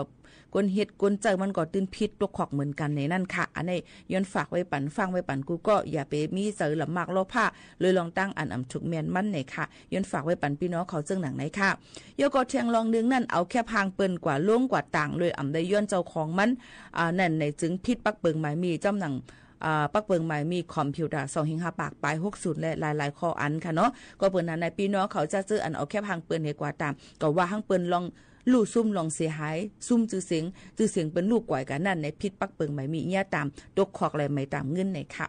เดี๋ยวก็อ่ำได้ย้อนขว้างให้กว่าต่างนั่นสังเจ้าว่าเจ้าตัวฮู้ว่าเปิ้นเอาแค่พางเฮาคากว่าเจ้าเลยลองตั้งอ่ำถูกแม่นในดูเจ้าเก่าก็รู้เลยห่างเฮียนไว้วัดไว้ตัวเจ้าเก่าเสกว่าตึงลาดในค่ะตึงลาดที่เจ้าหน้าที่ปลีกไซเบอร์ก็ไล่ในค่ะเนาะดี1212ในนั่นค่ะเปิ้นก็ที่เฮาฮับเอาอ่ำนั้นก็ขึ้นกว่าที่คงพักห้องปลิกที่มันอยู่จำเฮาค่ะเอาหลักฐานนั่นเสกว่าตึงลาดไว้แจ้งกว่าไม่แก่นั้นหนังหือปติอำก็เฮ็ดให้เปิ้นรู้ซุ่มเลยเฮาค่ะก็ติอำรู้ซุ่มแทงเจิงหนังไหนค่ะอันนี้ก็ย้อนฝากไว้ปั่นปอมไปพี่น้องเฮาเขาค่ะเนาะเดี๋ยวก็มันก็เจ้าสื่ออำถูกแม่นค่ะเอาแค่พังมันก็ตัวอย่างมันเอาแค่พังปีโมกว่าเจ้าไหนแหละหลายๆอันเจ้าไหนก็พิษปักเปิงหมายมีเหมือนกันค่ะเพราะว่าเฮาขาหันเฮาขาก็ติตึงลาดเฮเจ้าหน้าที่เปิ้นติ้นยอกสู่เจ้าไหลเจ้าไหนค่ะนะก็เปิ้นนั่นแหละพี่น้องเขาเจ้าสื่อเฮามันมีพรหลีอย่าไปปันพรอันปันลองตั้งขี่พี่น้องเฮาเขานั่นเสก้ำในย้อนฝากไว้ปันพี่น้องเขาเจ้าหนังไหนค่ะหรือใจถ่อมด้วยแทงเพียงความหวานหูถูกใจกันก่อนจงขึ้นมาอุบมาโอ้จ้อมกันแทงกำนึงค่ะ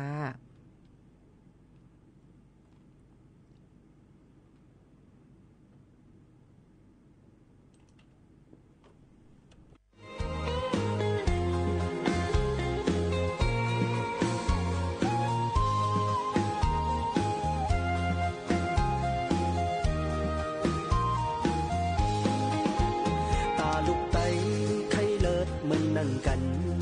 ผู้มันเจ็มยานายเฮ็ดสร้างกึดไว้สังในบอกก่อนเลเกนำคงหูอยู่ว่าเมื่อถามตัวอีกหนึ่งเล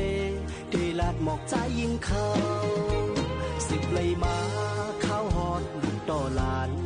หมอกมากอันเลยสู้พยายามจิ้มเย้าปัญหาอันถามก็หาสำอึบไว้นาว่าเมื่อหาย้อนอีกหนึ่งเลไอนาอำปนตางคูไว้30ไว้มือลับไว้หาลองลงป่าสายคงกว่าเย้าหาอำนั้นก็จำน้ำเมารอสายน้ำเกี่ยวกว่าแน่ตัดเจ๋งตองไว้ข้างหลักด้วยลือสำกึดไว้สั่งลายปุ่มจัดใจเตะเฮิงมือเลยลาไหนหนุ่มเมาสาวสอบโดยปืนลักมีไว้เต็มทนถ้าเป็นลูกไต้หักคือก็งานในมือห่างแหนตำเยาหาเอาในกว่าหน้าเฮ็ดหือ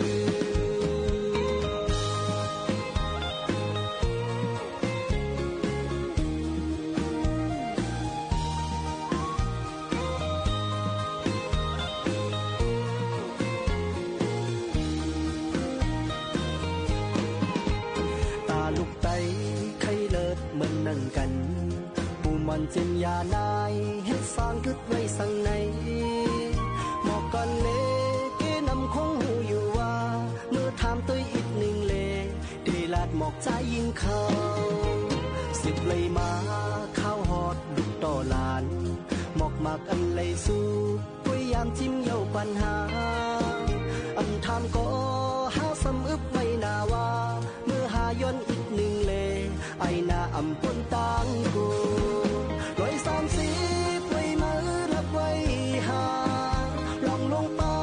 สายคงกว่าเย้าหาอำนั้นก็จำน้ำเมารอสายน้ำเกี่ยวกว่าแน่ตัดเถียงตองไว้ข้างหลักด้วยลือสำกึดไว้สั่งลายปุ่มจัดใจเตะเฮิงมือเลยลาไหนหนุ่มเมาสาวสอบโดยปืนลักมีไว้เต็มทน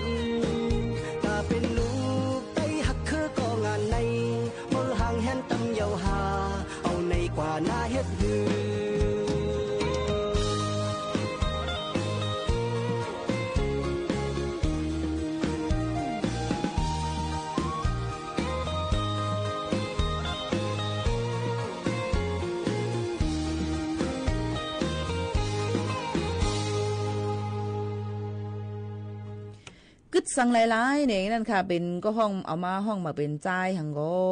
ใจเสียงมึงเอามาห้องมาใจเสียงมึงใจใจแล้วค่ะในก็เป็นก็เตรียมที่เป็นใจลาวเสือนั่นค่ะนะเนาะในก็ที่เป็นเพียงความเก่าๆเอามาห้องเทียงอันเหม่อในนั่นค่ะก็ปืนนั่นแหละเพียงความเจอในก็อันปูมอนเจมยาเฮ็ดสร้างเฮาไว้เจอนั่นในนั่นค่ะเนาะกูลองกูอันนั่นเนี่ยค่ะมังอันเฮาค่ะก็ถูกดีสืบปืนแพ้ก้อยกามังลองมังอันตีอันปืนเต็กเงี้ยนให้เฮากูว่าล่ะปัจจุบันก็อำถูกดีเลยเอามาสืบปืนแพ้ย้อนเพราะว่ามันสิเฮ็ดแล้วค่ะนึงแค่นโกนกตือกว่าติ๊กๆเนี่ยค่ะอำมีลงตั้งหัดหารเนี่ยลงตั้งหัดหารอันว่านั่นนี่ก็เฮาค่ะถูกดีเลยหัดหารเฮามันถูกเมียนลองเมียนตั้งมันนั่นขนาดนะหนังหือมันปกติอำเฮ็ดเป็นปานให้ซะตอนตาเฮาค่ะในนั่นค่ะนี่ก็ย้อนฝากไว้ปันพ่อแม่ปีๆน้องๆเขาให้เลยยินถ่อมจ้อมกันแทงจึงดังไหนค่ะอ๋อถ่อมข่าวเงาจ้อมกันหลายลองหลายอันในตอนการเฮาคาตีในยก็เฮาคาตีมาด้วยค่ะหลายตีหลายตั้งในนั่นค่ะยังตึกหบทบเพนำโถมนำน้องกันอยู่หลายตีเอามาได้เป็นตั้งไม้เสรียงค่ะน้องเมที่เหตุการณ์เฮาค่ะนั่นนี่ก็เลยมืดตัวเฮือนเย็นนำก็หลุดยอมลงเหี่ยวค่ะก็กะว่าคู่ของลูกซุ่มลองลูกไว้ก็ยังไปกดจัดกดทัดด้วยว่ามันติสิ่งหมอกกาหื้อในนั่นค่ะยก็ติมีตั้งเพชรบูรณ์ค่ะหลายตีหลายตั้งอุตรดิตถ์เต็มเจ้าในค่ะเนาะเจ้าหน้าที่ปืนหลายๆฝ่ายปืนก็ลงปืนตีกว่าจอยแถมในนั่นค่ะพี่น้องเขาค่ะนำไม่อ้ายก่อนนำเนี่ยในค่ะเนาะนำไม่อ้ายนำกกเนี่ยค่ะพี่น้องเขาหล่นมาเฮ็ดเฮาวันเฮิรนเนี่ยค่ะจอมกาดเสียงตั้งขายเลยเฮิรนเยมีลองลูดซุ้มกว่าตั้งนำตั้งหลายเต้ๆในนั่นค่ะบ่แม่พี่น้องเขาอันนี้ก็ตั้งนำไม่อ้ายนั่นค่ะเนาะก็มาฝากปันพี่น้องเขาเมืองฝางก็ทมหลดหลายตีหลายตั้งเหมือนกันค่ะพี่น้องเขาคารู้อยู่ไว้ตีหลายตั้งหลายกันพองจ่องหญ้าลองเพนำทมนำน้องหื้อในนั่นค่ะใครให้นำรถย้อมเพอค่ะเนาะลองตั้งนำทมนำน้องในมันเฮิรเนี่ยมันก็เพราะว่ามีก้นอยู่อำลีกินหวานมีลูกอ่อนนะมีคู่ของนำห้าในก็ติเลยไม่เจอยก็กลุ่มไม่เจอจอมคู่ของอันตัวเจ้าเก่ามีนั่นสิเฮ็ดเธอหยับขานเจอไล่ในนั่นค่ะยก็ลองตั้งเจ้าในฝนยังเตะตกมาหลายตีหลายตั้งอำถาเสน้ำน้ำท่วมค่ะตั้งตาขี้เล็กก็น้ำท่วมเหมือนกันค่ะพ่อแม่พี่น้องเขาเนี่ยก็ย้อนฝากไว้ปันพี่น้องเขาจอมถ่อมข่าวถ่อมเงากันพองเลยค่ะตาเหลียวในตั้งไม่อ้ายว่าเจ้าในมีลองน้ำน้ำล้นกันน้ำเยี่ยวเนี่ยค่ะเนาะพี่น้องคนใต้ก่อนนำเลืองเนี่ยตั้งปุ่นเนี่ยก็พี่น้องเขานั่นถ่อมข่าวถ่อมเงากันยก็โดยในฟงพี่น้องเขาว่าภายรูล้อมด้วยถึงเลยลองให้กังลองเพบพอเขาจะนำเปิ้นก็ได้ส่งข้อความมาปั่นเฮาค่ะในฟงในมือถือเฮาค่ะนั่นนี่ค่ะหลูเลยฟังไว้ในอองตีที่เฮาค่ะเตจังยาเพนั่นในค่ะเนาะแล้วก็มาฝากปันพ่อแม่ปีๆน้องๆเขาจังหนังไหนค่ะมาแทงอันนึงในนั่นค่ะพ่อแม่ปีๆน้องๆเขาเกี่ยวกับเลยลองภายตั้งอบจองค์การบริหารส่วนจังหวัดเชียงใหม่ในนั่นค่ะเปิ้นก็เปิดปันตื้อตั้งให้กับซ้ำลงเส้นสายไหมซ้ำยาวๆวัคซีนให้กังตั้งเป็นไข้หวัดใหญ่ค่ะพี่น้องเขาอันในวันที่เก่าวันที่6ต่อถึงวันที่เก่าในค่ะเนาะตอนตาก้นเป็นอันติดสบายตั้งเป็น7ตั้งเป็นในนั่นค่ะเนาะพี่น้องเขาค่ะยก็ได้มีเที่ยงเกี่ยวกับเลยลองก้นอยู่อำลีกินวันลูกอ่อนในก้นเท่าจำเส้นในค่ะเนาะก็ลงเส้นสายไหมซ้ำยาเฮกังตั้งเป็นไข้หวัดใหญ่กันไล่ในนั่นค่ะพี่น้องเขาค่ะเยอะก็เอามาได้เป็นในนางยิงนะคะป้าต้องเอามาเป็นลูกอ่อน6เดือนถึง2ปีเอามาได้เป็นก้นสูงอายุ65ขึ้นกว่าก้นอันอำลีเนี่ยตัวเจ้าเก่าอำไล่ก้นอันเป็นตั้งเป็นปี5จำนวนเยอะก็ปอแม่พี่น้องประชาชนทั่วไปนี่นั่นค่ะก้อยกาต้องถามกว่าเมื่อว่าจ่องป้าแห่งการ5เนี่ยเขาสมาอำไปป้าเนี่ยค่ะว่าก้อยกาข่าวเงาอันนี้ก็เฮาค่ะสังสือว่ามีวัดไว้10ปี5ไว้พื้นที่สูง5จึงจังได๋ก็ลองเอาจ้ำกว่าถามด้วยกับ10กว่าถามด้วยยุ่มย้ำว่าตาเหลียวก้นกะลงเส้นสายไหมซ้ำเอนั่นค่ะเนาะยุ่มย้ำมาเปิ้นก็ได้ซ้ำปัญญายาวค่ะฟรีอำเสียงกาคันมันสแกนกว่าเนี่ยค่ะตอนตาดีกว่านั่นก็ดีลงเส้นสายไหมไล่นั่นค่ะเนาะที่เว็บไซต์องค์การบริหารส่วนจังหวัดเชียงใหม่ในนั่นค่ะ1วันใน30โดดเนี่ยค่ะเนาะตอนตาในวันที่6ถึงวันที่9เดือน10เข้ายาม 8:00 นต่อถึง 4:00 นวายวันในนั่นค่ะอันนี้ก็เป็นเที่ยงนึงลองเอามาฝากปันบอกแม่พี่น้องเขาอันนึงคนละครึ่งพลัดในนั่นค่ะเกี่ยวกับรางวัดไว้คนไทยอายุ16ขึ้นเนือในปี25ปากปลาย60 8ได้ในค่ะนายอนุทินชาญวีรกุลค่ะจอมพ่อหลวงตั้งเมืองจึงไทยเปิ้นก่อนบอกลาดถึงว่าปันเจอโครงการคนละครึ่งพลัดในนั่นค่ะตอนแต่แกลิดปัญหาก็เต็มมีอยู่3จุ่มจ้อมกันเนี่ยค่ะก้นอันยำลงเส้นสายไม้เย้าเนี่ยค่ะก้อยกะ ก้นอันตียามลงก้อยกะอ่ำไปยามลงคนละครึ่งจะไหนก็เปิดเดเปิดปันวันที่20ถึงวันที่26เนี่ยค่ะยืนผ่านแอปพลิเคชันเป่าตังกันไล่20ล้านก็เนี่ยค่ะเนาะย่อก็เสียงตั้งกล้าตั้งขายลงเซ็นสายหมายในวันที่15หรือ10ในเนี่ยค่ะก็เดี๋ยวมีเจังไหนค่ะเนาะพี่น้องเขาค่ะก็เปิ้นนั่นแหละลองตั้งเสื้อในก็เปิ้นก็เปิดปันตื้อตั้งให้เจอตอนตา2เดือนเนี่ยค่ะดอกบ่ถึงเดือน12เนี่ยค่ะ2เดือนในนั่นค่ะมันก็จะมีอยู่3มิลในนั่นค่ะก็จะมีเกี่ยวกับโดยรองว่าก้นอันเป็นวัดไว้บัตรคนจนบัตรสวัสดิการแห่งรัฐเนี่ยค่ะเปิ้นก็จะปันโฮมป้าอันยามไรอยู่300 วัตต์2เหลือนั่นติไรอยู่ 2,000 วัตต์เนี่ยค่ะยกก็ก้นอันจ่ายภาษีเนี่ยค่ะก้นอันเป็นก้นไทยอ่ำยำจ่ายภาษี50เนี่ยค่ะก้นอันจ่ายภาษี60-40เจังหนังไหนค่ะอ๋อลองตั้งเจังไหนก็ตอนตาก้นอันมีวัดไทยในนั่นค่ะนี่ก็ก้อยกะกูลองกูอันมันก็ปอมพี่น้องเขามีลูกมีหลานเป็นก้นไทยตั้งนำตั้งไหลนี่ก็เอาข่าวเงาเจังไหนสืบต่อไต่แค่นี้ฝากตอนถึงพี่น้องเขาให้แรงยินถ่อมจ้อมกันเจังหนังไหนค่ะสืบถ่อมด้วยเพียงความตั้งหักน้องเหมือนไพ่เพิงไหนค่ะสืบถ่อมค่ะ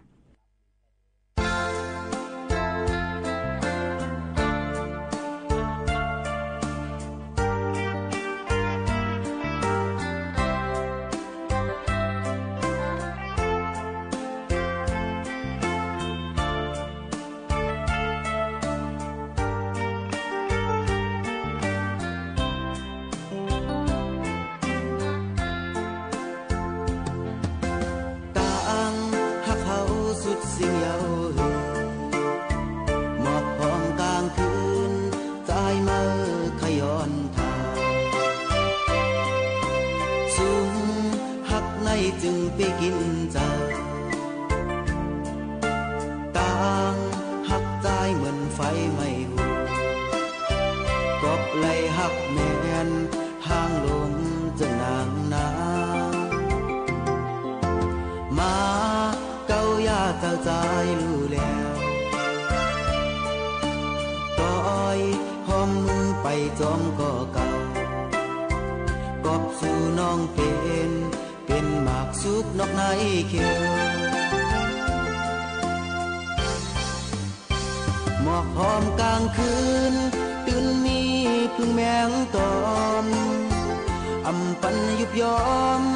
กอบหึนนางตื่นพร้อมเจ้าเก่าเอาหูเจอผู้ใจแม่ห้างลมเลี้ยงลมลงสุดเดียวก็ปล่อยให้สุดน้องอย่าจูพื้นขึ้นเจอปล่อยให้หูพางไม่ปอล้นอกล้นเจอสึกไปกว่าจอมก็มือหักละน้องเอ้ยมือหักเอาเหมือนไฟเพิ่งน้องเอ้ย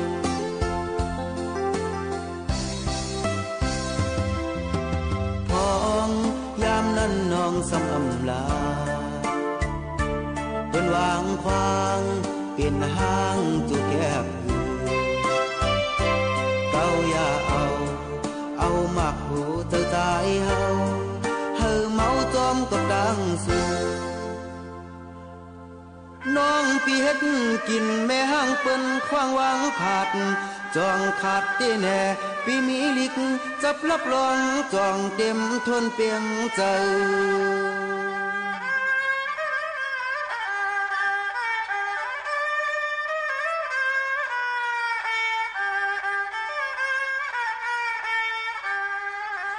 แล้วก็กูน้องเป็นห้างคำจูเก็บมาจูกำสมา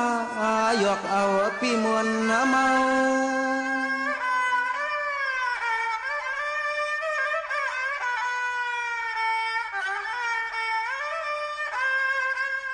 ปอน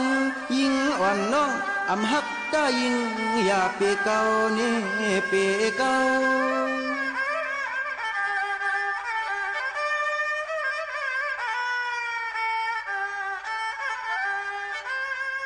เล่าน้องตีอังเฮ็ดน้ำมันลืมตาเกือมก็เกเปลี่ยนในยุคน้องทุกใส่คือใจกินหาตอแน่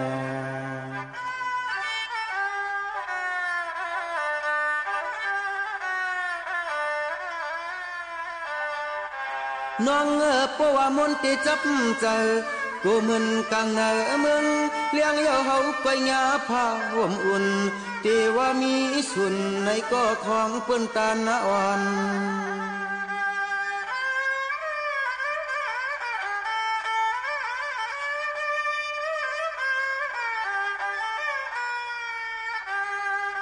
จายาปีเตกวยไล่จอนไล่เฮ็ดจู่ลมจู่ลำจู่คำเข้าเก่าไปเปลี่ยนเฮือนนี่เปลี่ยนเฮือน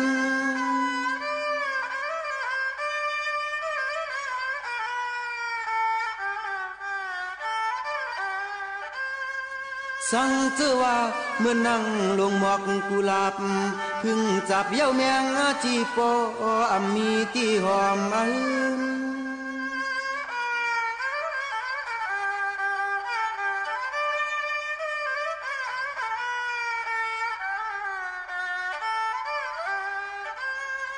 เฮาก็ตกปาลังปาลินเตเคไลญาเนาเมียนเนาซาเปิ้นจอมอาลาวานีอาเกน้องเป็นลูกเมียเปิ้นเฮาซ้ำเป็นอาเลเสือนอยู่ยองกวางมาจอมมาสู่กวางมาจอมมาสู่นอฮักน้อแน่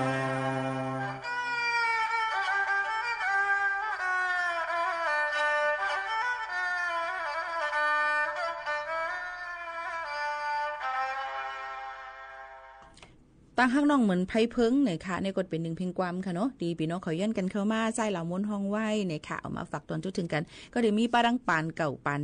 ปันเหม่อปันเก่าเนี่ยค่ะคนเข้าล้อกันเนี่ยค่ะเอาค่ะก็มาฝากปันปอไม่พี่น้องขอแรงยินถ่อมจำกันมันก็ได้ทรงเกียร์ความเจ้าไหนเย้าในนั่นขนาดเนาะแล้วก็ใจเหล่ามนเนี่ยก็ได้เป็นลูกใจลุงใจย่อยนั่นขนาดเนาะกำนำลุงใจย่อยซ้ำเปิดห้องเพียงความเอาความหล่ำเสียงเปิ้นไม้เนี่ยบอสก็เลยเปิดปันพี่น้องเขานั่นค่ะใจผ่าหลังอ่ำมีค่ะ5 ปีที่ห้องปล่อยเสียงได้อ่ำมีค่ะมีปีโมขาวนนก็เหลียวกุ้ย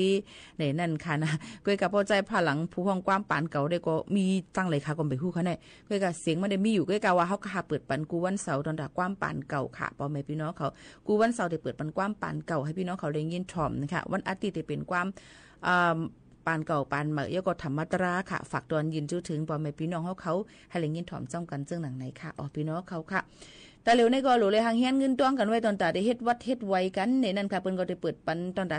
10-45วันนั้นกุ้ยในค่ะพี่น้องเขาค่ะนี่ก็มาเสียงมันออกใจว่ามีค่ะก้อยกาว่าเฮาค่ะเปิดวันกูวันเสาร์มื้อไกลลัดกว่าเยาค่ะเนาะพ่อแม่พี่ๆน้องๆเขาค่ะ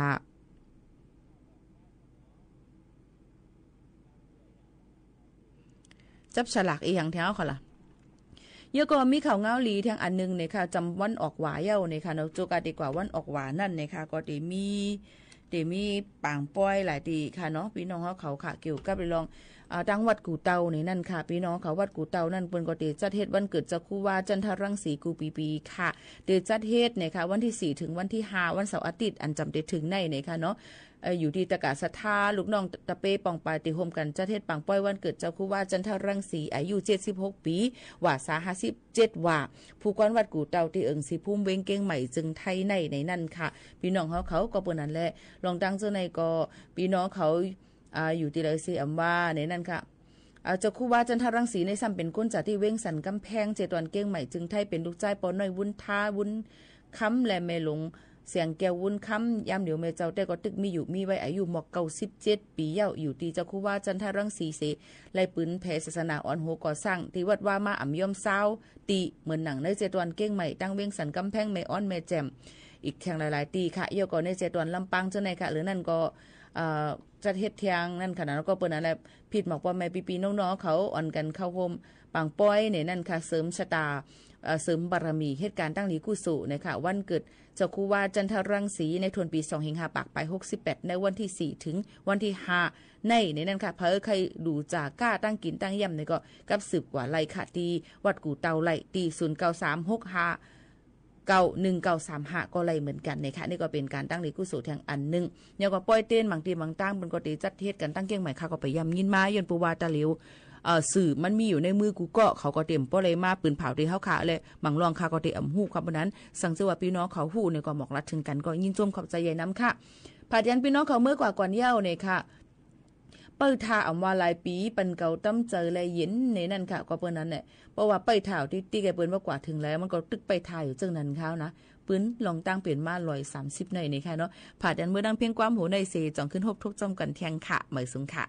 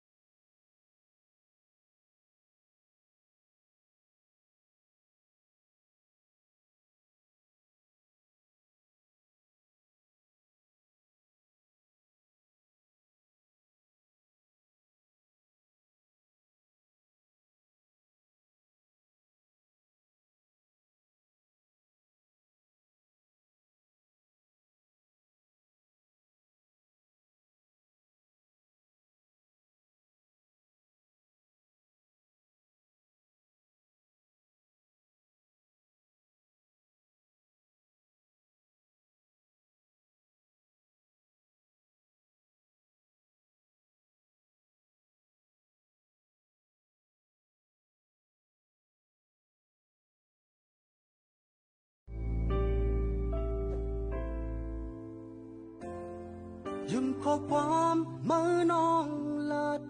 สายเลือดเคอในไหลลงเนื้อเจออยู่กูข้าวยำใน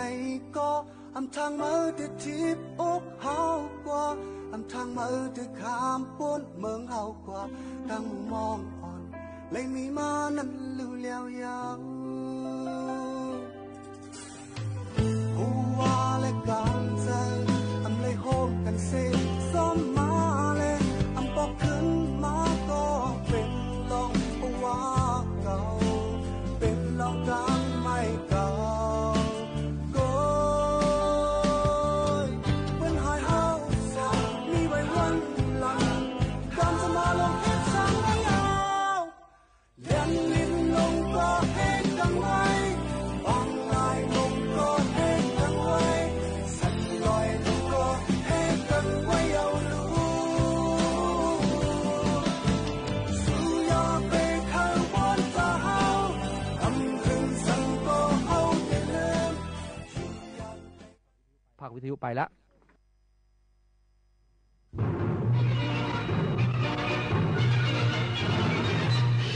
ส ถานีวิทยุกระจายเสียงแห่งประเทศไทยและทั่วประเทศเสนอข่าวต้นชั่วโมงรู้เร็วรู้จริงเกาะติดทุกสถานการณ์